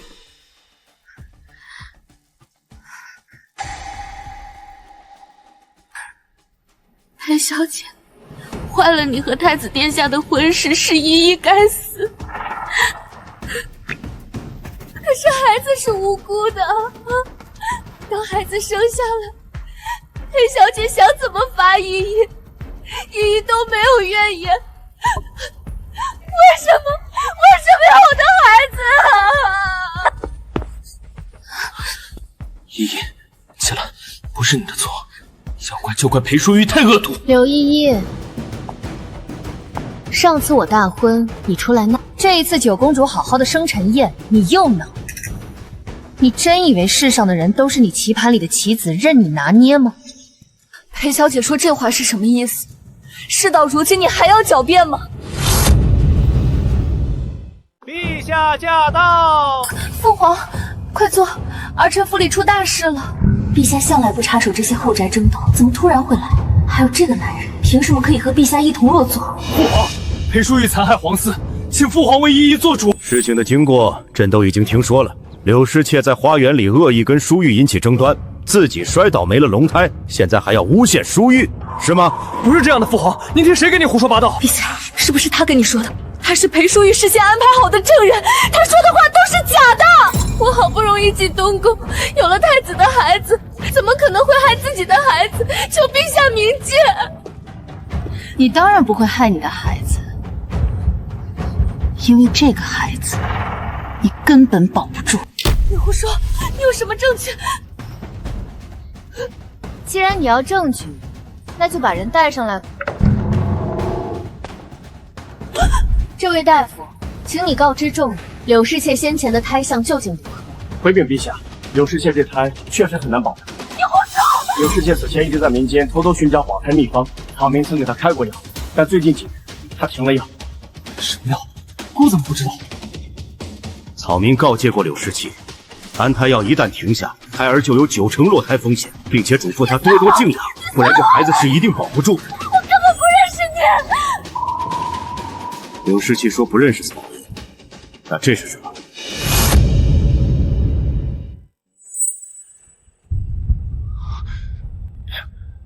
这是姑送给依依的金钗。陛下，这是当时拿给柳侍妾给草民的枕巾，说是待孩子平安降生，日后必有重谢。草民当时还不知道这位姑娘是柳侍妾，肚子里怀的是皇孙，如今知晓了，无论如何也不敢有半点隐瞒。柳依依，你明知你的孩子保不住，就特意打听好我的行踪，跟我单独偶遇，以便能够陷害我，这就是事情的真相。依依，这一切都是真的，真的是你吗？你早就知道孩子保不住吗？哥哥，依依只是不是故意瞒你的，依依只是太害怕，太想要保住这个孩子。可是依依真的不知道会这样，依依只是不小心摔倒了，不是故意要陷害裴小姐的，依依真的冤枉。孩子保不住的事，你为什么不早些告诉姑？你要是早点告诉姑，宫里的太医一定会有更好的法子为你养胎。因为依依害怕太子殿下知道孩子保不住，就不要依依了。恒哥哥，你对依依太重要了，依依不敢赌。傻依依，姑爱的是你这个人，不是孩子。孩子没了，我们再要就是。恒哥哥，你真好。父皇，今天的祸事是一场意外。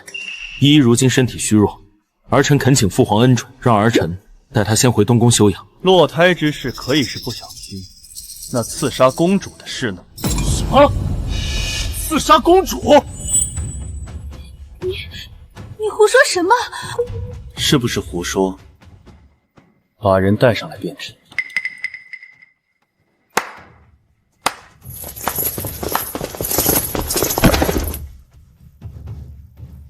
说，那一日猎场刺杀是不是你干的？指使你的人是谁？回九公主，刺杀的人是我，但这都是柳侍妾指使我去干的。你胡说，我根本不认识你。这些就是你给我的。刺杀失败之后，你让我拿着这些离开京城，永远别再回来。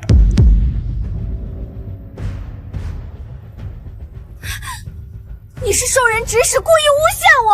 我跟你素不相识，怎么指使你刺杀公主？而且我与公主无冤无仇，为何要行刺公主？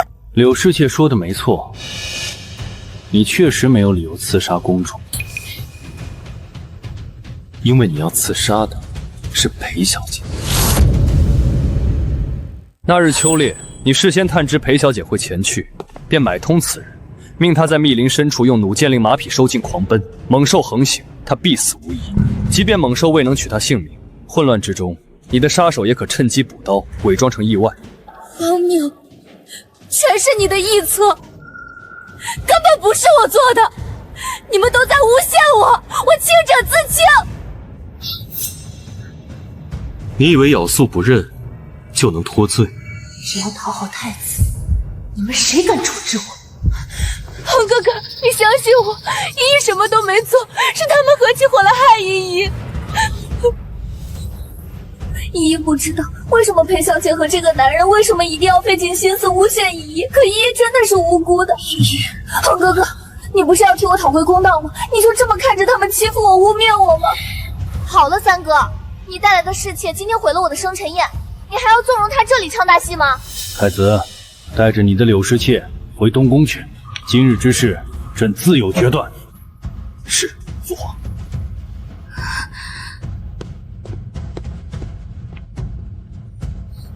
终于走了。公主，你受惊了。哼，你的婚书，朕自然是答应的。不过，你总要问过新娘答不答应。什么婚书？什么新娘？父皇，您在说什么呀？小九，跟父皇出来。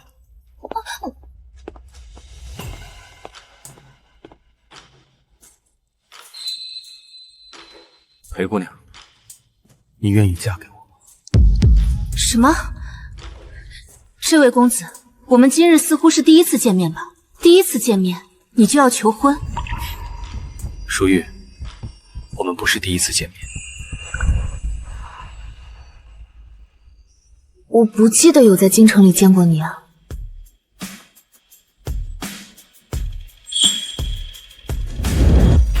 裴姑娘，你还记得13年前救下的那个被众人欺辱的质子吗？你是那个病秧子？我早就不是了。感谢裴姑娘当年教我练拳，鼓励我变强大。这些年，可我健康得很。可是大家都说你在回北辰的路上被刺杀了，说你已经死了，连尸首都找不到。这也是多亏了姑娘教我练拳，带我学兵法，我才能躲过一劫。还记得我们当年的约定吗？我这次回来就是来遵守当年的约定。只是不知道裴小姐愿不愿意遵守约定？什么约定？当年我们可是约定过，如果我能打败你，你就给我当新娘子。所以呢，你想跟我打一场？13年前，你的功夫是我启蒙的，一招一式我都了如指掌。你确定要跟我打？裴姑娘，请。你这些年倒是长进了。承蒙裴姑娘教诲之恩，不敢忘却，更不能泄露。少废话，看招！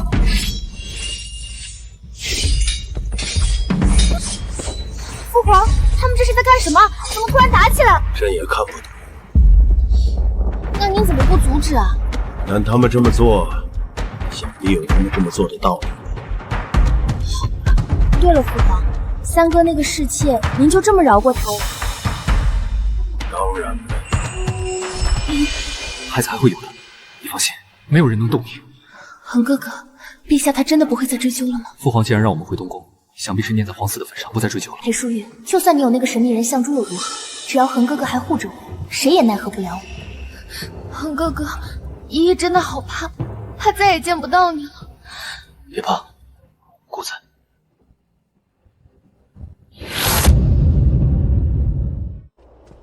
公公，您怎么？自然是奉了陛下的旨意。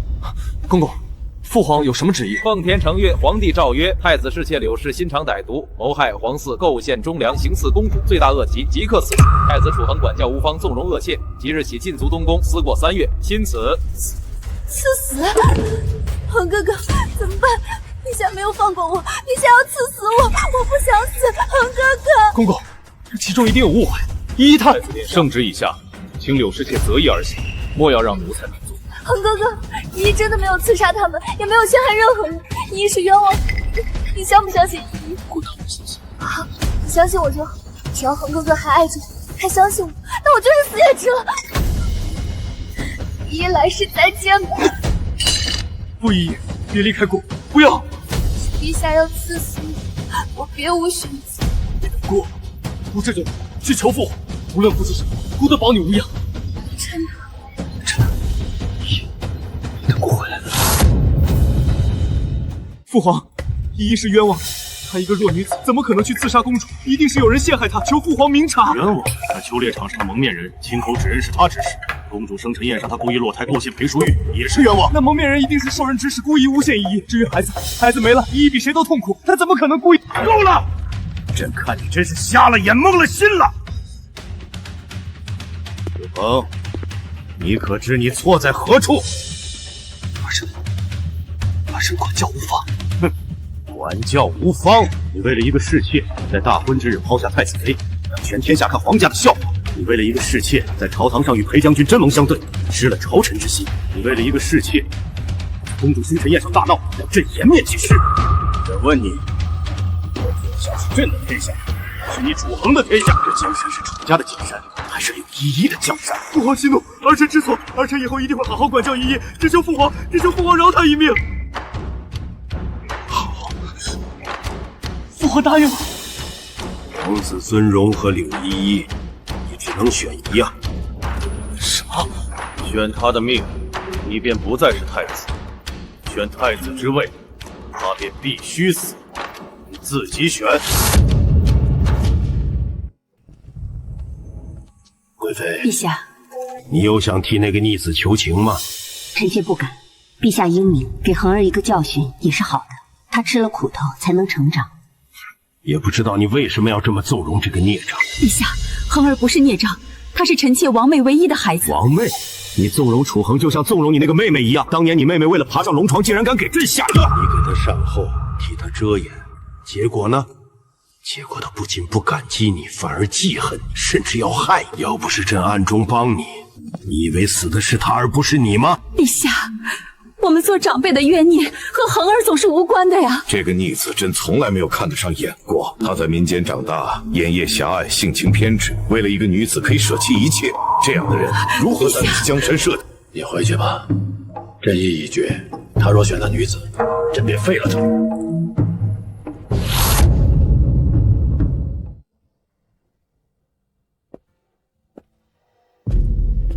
恒哥哥，陛下怎么说？他愿不愿意留我一命？依依，回宫，收拾行囊吧。收拾行囊？恒哥哥，什么意思？以后我就不是太子了。陛下赐了一座废宅，我们要搬过去。什么？恒哥哥，你说什么？依依，没关系的，只要我们两个在一起，恩爱幸福，白头偕老就足够了，不是吗？是啊，只要和恒哥哥在一起就够了。楚恒，我才不信皇帝真的废了你，你毕竟是皇子，还是流落民间陛下愧疚补偿的皇子，一定能东山再起。恒哥哥，依依会永远陪着你的。谢谢你，依依，我就知道，为你一切都值得。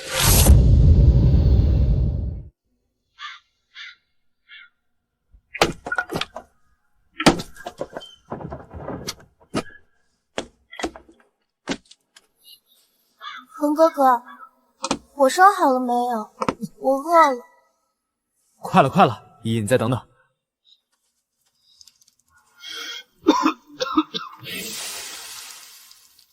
这口锅漏了。锅漏了？恒哥哥，你现在是连一顿饭都做不好了吗？以前在东宫，燕窝要帅应有尽有，现在呢，连口干净的水都喝不上。依依，以前在民间的时候，日子比现在更苦，我们不也过来了吗？以前是以前，以前的日子我这辈子都不想再过。你连太子之位都丢了，就换来这个破院子。陛下和娘娘呢？他们什么时候来接你回去？他们不会来。什么？以后我们就住在这里，好好生活。我砍柴，就像以前一样，过最幸福、最平淡的生活。好好生活，楚鹏。你看看这里，没有仆人伺候，没有银钱首饰，没有漂亮衣服，我怎么好好生活？我柳依依这辈子最恨的就是情，最恨的是没用的男人。没有本事，你凭什么娶我？你说什么？恒哥哥，依依不是那个意思，依依只是舍不得你受苦。母妃偷偷给了我一点钱，我们可以做点小生意，日子总会好起来。恒哥哥，贵妃娘娘对你这么好，你去求求她，让她在陛下跟前说几句好话呀。这个皇宫以后再也回不去了，除非什么？没什么，我们现在就挺好，不是吗？好什么好？我才不要过这种苦日子。陛下难道真的已经放弃楚河？小妹，你这新婚夫婿真是财大气粗啊！这聘礼都快把咱们裴府大厅堆满了。这些都是他送来的聘礼。可不是嘛，整整36箱，一箱比一箱贵重。小妹，你倒是说说，这位神秘人物到底是何方神圣？连面都没露就把聘礼送上门了。淑玉，娘看着这些聘礼，心里倒是踏实了，总比那楚恒强。空有个太子名头，却半点真心没有。不错，此人出手阔绰，却又不失礼数，可见是个懂规矩的。是啊，小姐，姑爷上门来了。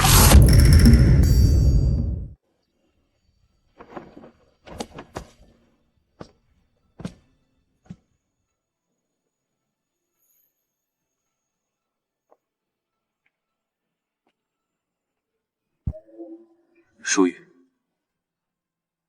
我们家的那些都是你送来的聘礼？是。这也太浪费钱了。这点东西算不得什么。难道这些年你不当太子，改刀当土匪，打家劫走去了？不然怎么会有这么多聘礼？北辰这些年有多富，裴姑娘不知道。北辰是很富，但是跟你有什么关系？淑玉，你有所不知，我就是北辰的皇帝。什么？你说你是皇帝？淑玉这副表情是不相信？不是不相信，从一个被抛弃、被利用的病弱质子，到现在成了皇帝，小病秧子一定吃了很多苦吧？是啊，很多。当年离开大京回北重的路上，确实遭遇刺杀，我身中3刀，坠落悬崖，在鬼门关走了3遭。那后来呢？后来我想着，如果就这么死了，就再也见不到某个人，所以我爬了上来，一步步都走回去。从无人问津的弃子到执掌北辰的帝王，每一步都是踩着刀尖过来的。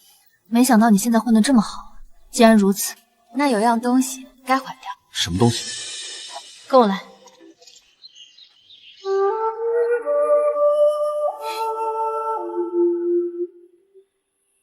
所以，这就是你说的该毁掉的那样东西。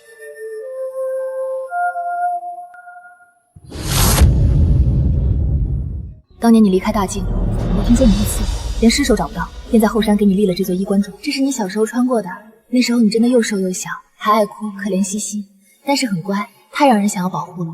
淑玉，谢谢你。若是没有你，我早在当质子的时候可能就活不下去了。那时候我就在想，这么脆弱的人，要是没人护着可怎么办啊？所以我给你立了衣冠冢，每年都来祭拜，跟你说说话。淑玉，以后换我来保护你，好不好？给我一个机会，求你。这种东西你也让我吃？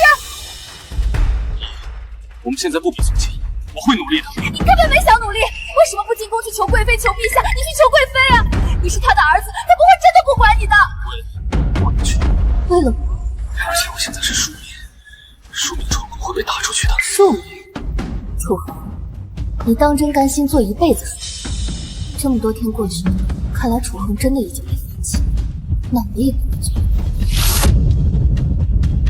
裴将军，这是北辰的国书，我以北辰帝君的身份，正式向裴府求娶淑玉为后。北辰陛下，淑玉虽退过婚，但也是我裴家的掌上明珠。你以帝王之尊求娶，我裴家是远哥荣幸。北川与大境相隔千里，淑玉嫁过去便是远哥故土，我这个做父亲的舍不得。爹，裴将军的顾虑我明白，所以我也决定，若淑玉嫁我，北辰与大境结盟后，两国边境开设互市，百姓互通有无。我和淑玉可随时回大境省亲。另外，我会为裴家在北辰各城及边境处购置房产，岳父岳母若肯赏脸，可以随时过去居住，陪在女儿身边。我以北辰江山为聘，以帝王之名起誓，此生只娶淑玉一人，后宫不设妃嫔，唯他独尊。前世楚恒也对我立下这样的誓言，可真心瞬息万变，我不抱希望。我所求不过是当下的安心和切实的利益，这一点谢离目前做的还不错。爷爷，帮我扶一下梯子。楚恒，过了今天，我就能摆脱你这个废物，别怪我狠心，要怪就怪你自己没用。雨下的这么大，恒哥哥，你忍心让我去淋雨吗？算了，我自己来。你躲远一点，别淋着。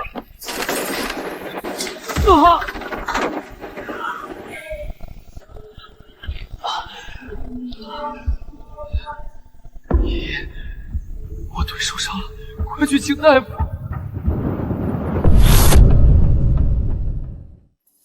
真是个废物。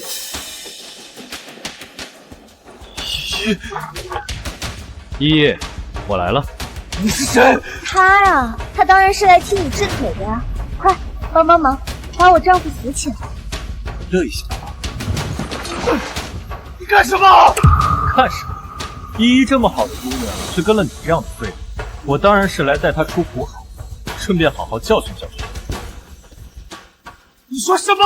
就算被废，也是皇子，你凭什么带走我的皇妃？皇妃，楚恒，你现在不是太子，这破哀子是陛下赐下，陛下命令你必须住在这里，但你总不能连累我，跟你一起过苦日子。说什么？你知不知道当不了太子？你为什么被圈禁在这个破哀子？你知不知道这一切到底是因为谁？自然是因为你自己。这些天我也想明白了，你估计只是个被认错的皇子，不然陛下娘娘何至于如此狠心？柳依依，我变成这样都是为了你，都是为了救你的命，你知不知道？楚恒，你还要不要脸？自己废物就算了，还把这一切赖到我一个女人身上。好了，别跟他废话了，我们拿走他全部的钱，然后远走高飞就是。恒哥哥，这些依依就拿走了，就当你补偿给依依这些年受的委屈了。依依，为了你失去一切，你为什么要这么对我？依依，回来！我为了你连太子之位都丢了，你不能走！为什么要这么对我？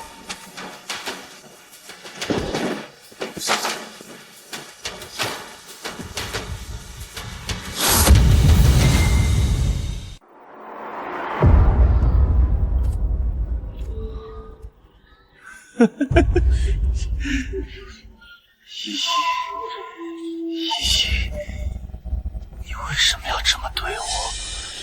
这不是那个被废的太子吗？嘘，小声点。听说他为了个侍妾连太子都不要了，现在那侍妾卷了他的钱跟人跑了，他也疯了。活该，放着好好的裴家嫡女不要，偏要个狐妹子。裴家嫡女，淑玉，是我错了，淑玉，是我看错了柳依依，对不起，对不起，淑玉。快看，是北辰皇帝的迎亲队伍。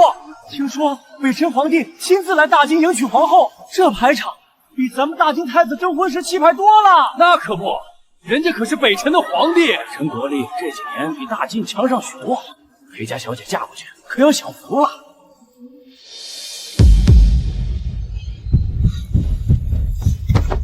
你说什么？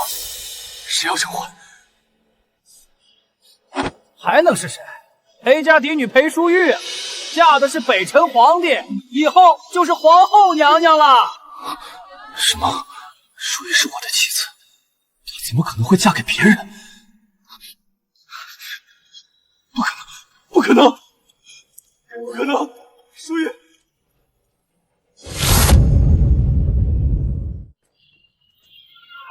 大婚上撒喜糖和金箔，北皇皇帝也太阔气了。裴小姐真是好福气，退了太子的婚，因祸得福，成了北辰皇后。要我看，裴小姐和北辰帝真是天造地设的一对，不像那废太子为了个侍妾忤逆全天下，现在是人财两空啊！活该，放着珍珠不要，偏要榆木，现在后悔也晚了。闭嘴！你们闭嘴！淑玉是我的，她只能是我的。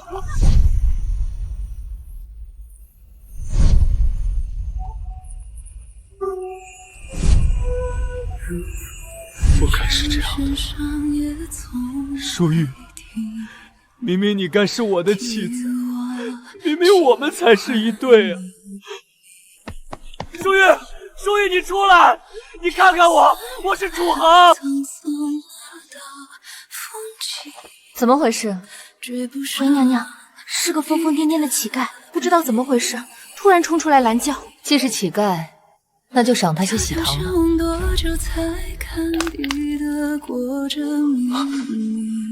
裴淑玉，你真的不要我了吗？不，淑玉。楚豪，别以为朕不知道你在打什么鬼主意，离淑玉远一点。她现在是朕的皇后，赶紧滚，你不配再见。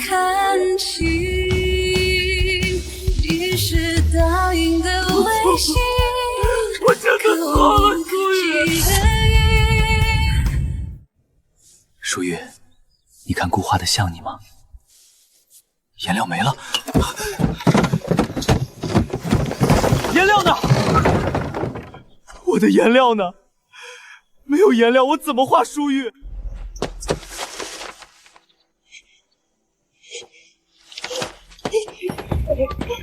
买颜料，我要买颜料！求求你，给我点钱，我要买颜料，我要画我妻子。哪来的疯子？滚开！真是晦气！求你了，就一点，让我画完淑玉。他还在等我，他穿着嫁衣在等我。神经病！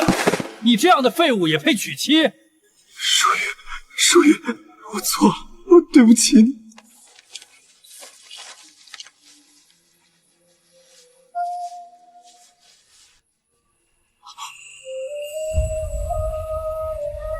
母妃，恒儿，苦了你了。母妃，柳依依背叛了我，儿臣错了，儿臣真的错了。儿臣不该为了柳依依忤逆父皇，不该辜负裴家，不该辜负淑玉。求母妃在父皇面前替儿臣求情，儿臣愿意悔过，愿意重新做人。求父皇和母妃再给儿臣一次机会。好了，恒儿，快起来。恒儿，陛下只答应恢复你皇子的身份，赐你景王府邸。至于太子之位，要靠你自己慢慢讨论。而且，淑玉，你等着，我会重新踏上最高之位，我一定要挽回你。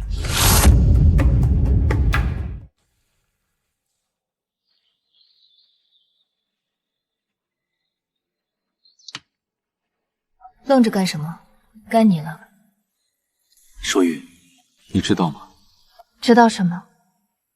以前我自己一个人，无论读书、练剑、下棋，甚至上朝布局夺权，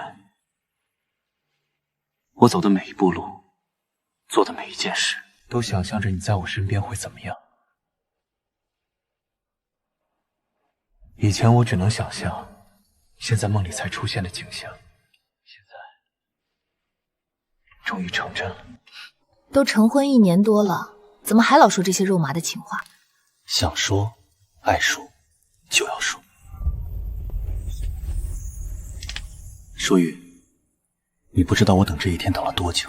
好了，阿林，玩完这局你就赶紧去忙吧。忙什么？这些年在你的统治下，北辰和大晋再也没有战乱，互相交好。3日后大詹使臣就要来了，你还不赶紧准备？使臣的事，礼部自会安排。朕现在只想陪皇后下棋。陛下这是耍赖，明明在转移话题。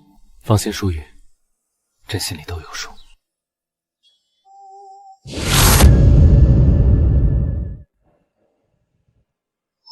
大正使臣到。怎么会是他？大京使臣楚恒携国礼前来，愿北辰与大京永结盟好，两国国泰民安，百姓和乐。这是大京这次送礼的礼单，请北辰陛下过目。景王殿下亲自为使，大京倒是重视。陛下说笑了，楚恒如今一心为政，两国邦交的要事，自然要亲自前来。这是大京陛下特意命臣带来的至宝，还请陛下娘娘过目。放在一边就好，请落座吧，景王。遵命。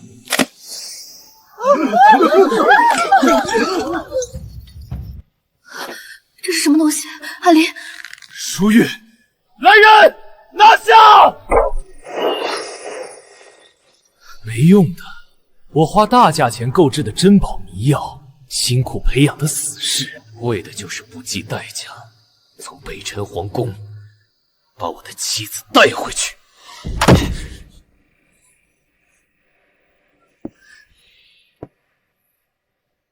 舒玉，你知不知道我等今天等了多久？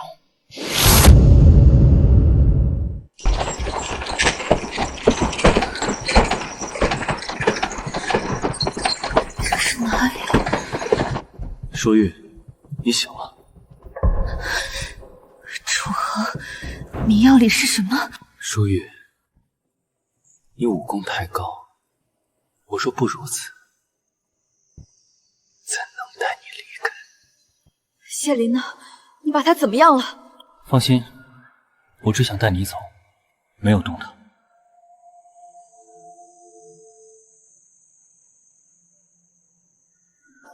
别怕，这药不伤身，只是让你暂时使不上力气。等我们到了安全的地方。楚恒，你在大晋好不容易才重新立足，陛下刚对你委以重任，让你出使北辰，你却在两国宴会上干出这种荒唐事。你以为绑走北辰皇后，大真会放过你，谢灵会放过你？这次连贵妃娘娘都保不住你，保不住。我要的就是保不住。这一次，我把所有都赌上。如果不能带走你，我就没想活着回大阵。楚恒，你疯了！我当然疯了。自从你嫁给谢林，穿着凤冠霞袍离开我的那一天，我就已经疯了。所以，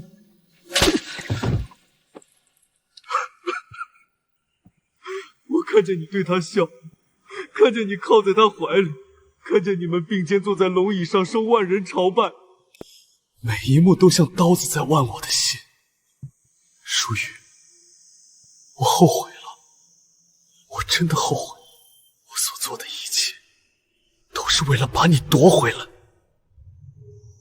楚恒，你不是毁了，是过得惨了，为所作所为付出代价了。别忘了你当初是怎么对我的，现在跟我演这一出，是故意来恶心我吗？舒玉，我错了，直到失去你，我才知道我失去了这辈子最该珍爱的人。没有你，我根本活不下去。求求你原谅我好不好？不可能。舒玉，你怎么那么狠心？明明你是我的未婚妻，明明本该和你成亲的人是我。是吗？当然，答应我好吗，舒玉？我们远走高飞，我一定一辈子对你好。我不是没有嫁给过你，也不是没有全心全意爱过你，可你是怎么对我的？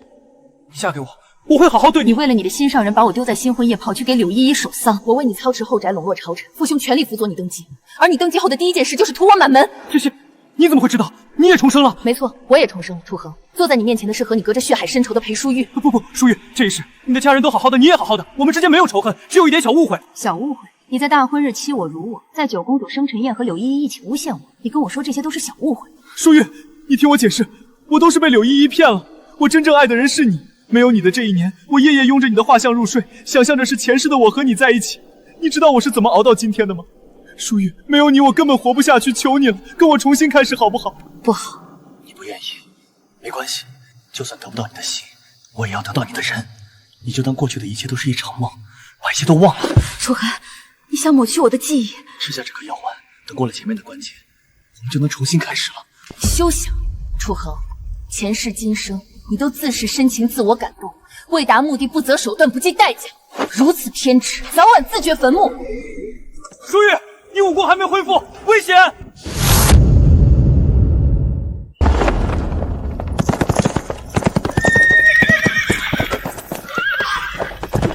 舒玉，阿离，还好赶上了。谢灵，早知道你追得这么快，我就该在宴会上直接弄死你。可惜，现在要完蛋的人是你。来人，拿下！舒玉，舒玉！楚恒，垂死之际，朕奉劝你还是小声一点，不要吵到舒玉。驾！也罢，舒玉，本来这一趟我只想见你一眼，能最后见你一眼，我知足了。舒玉，你是对的，忘记我，余生幸福、健康、平安。舒玉，对不起，是朕来晚了。还不算晚，这一次谁也救不了楚恒了。阿离，我们回家吧。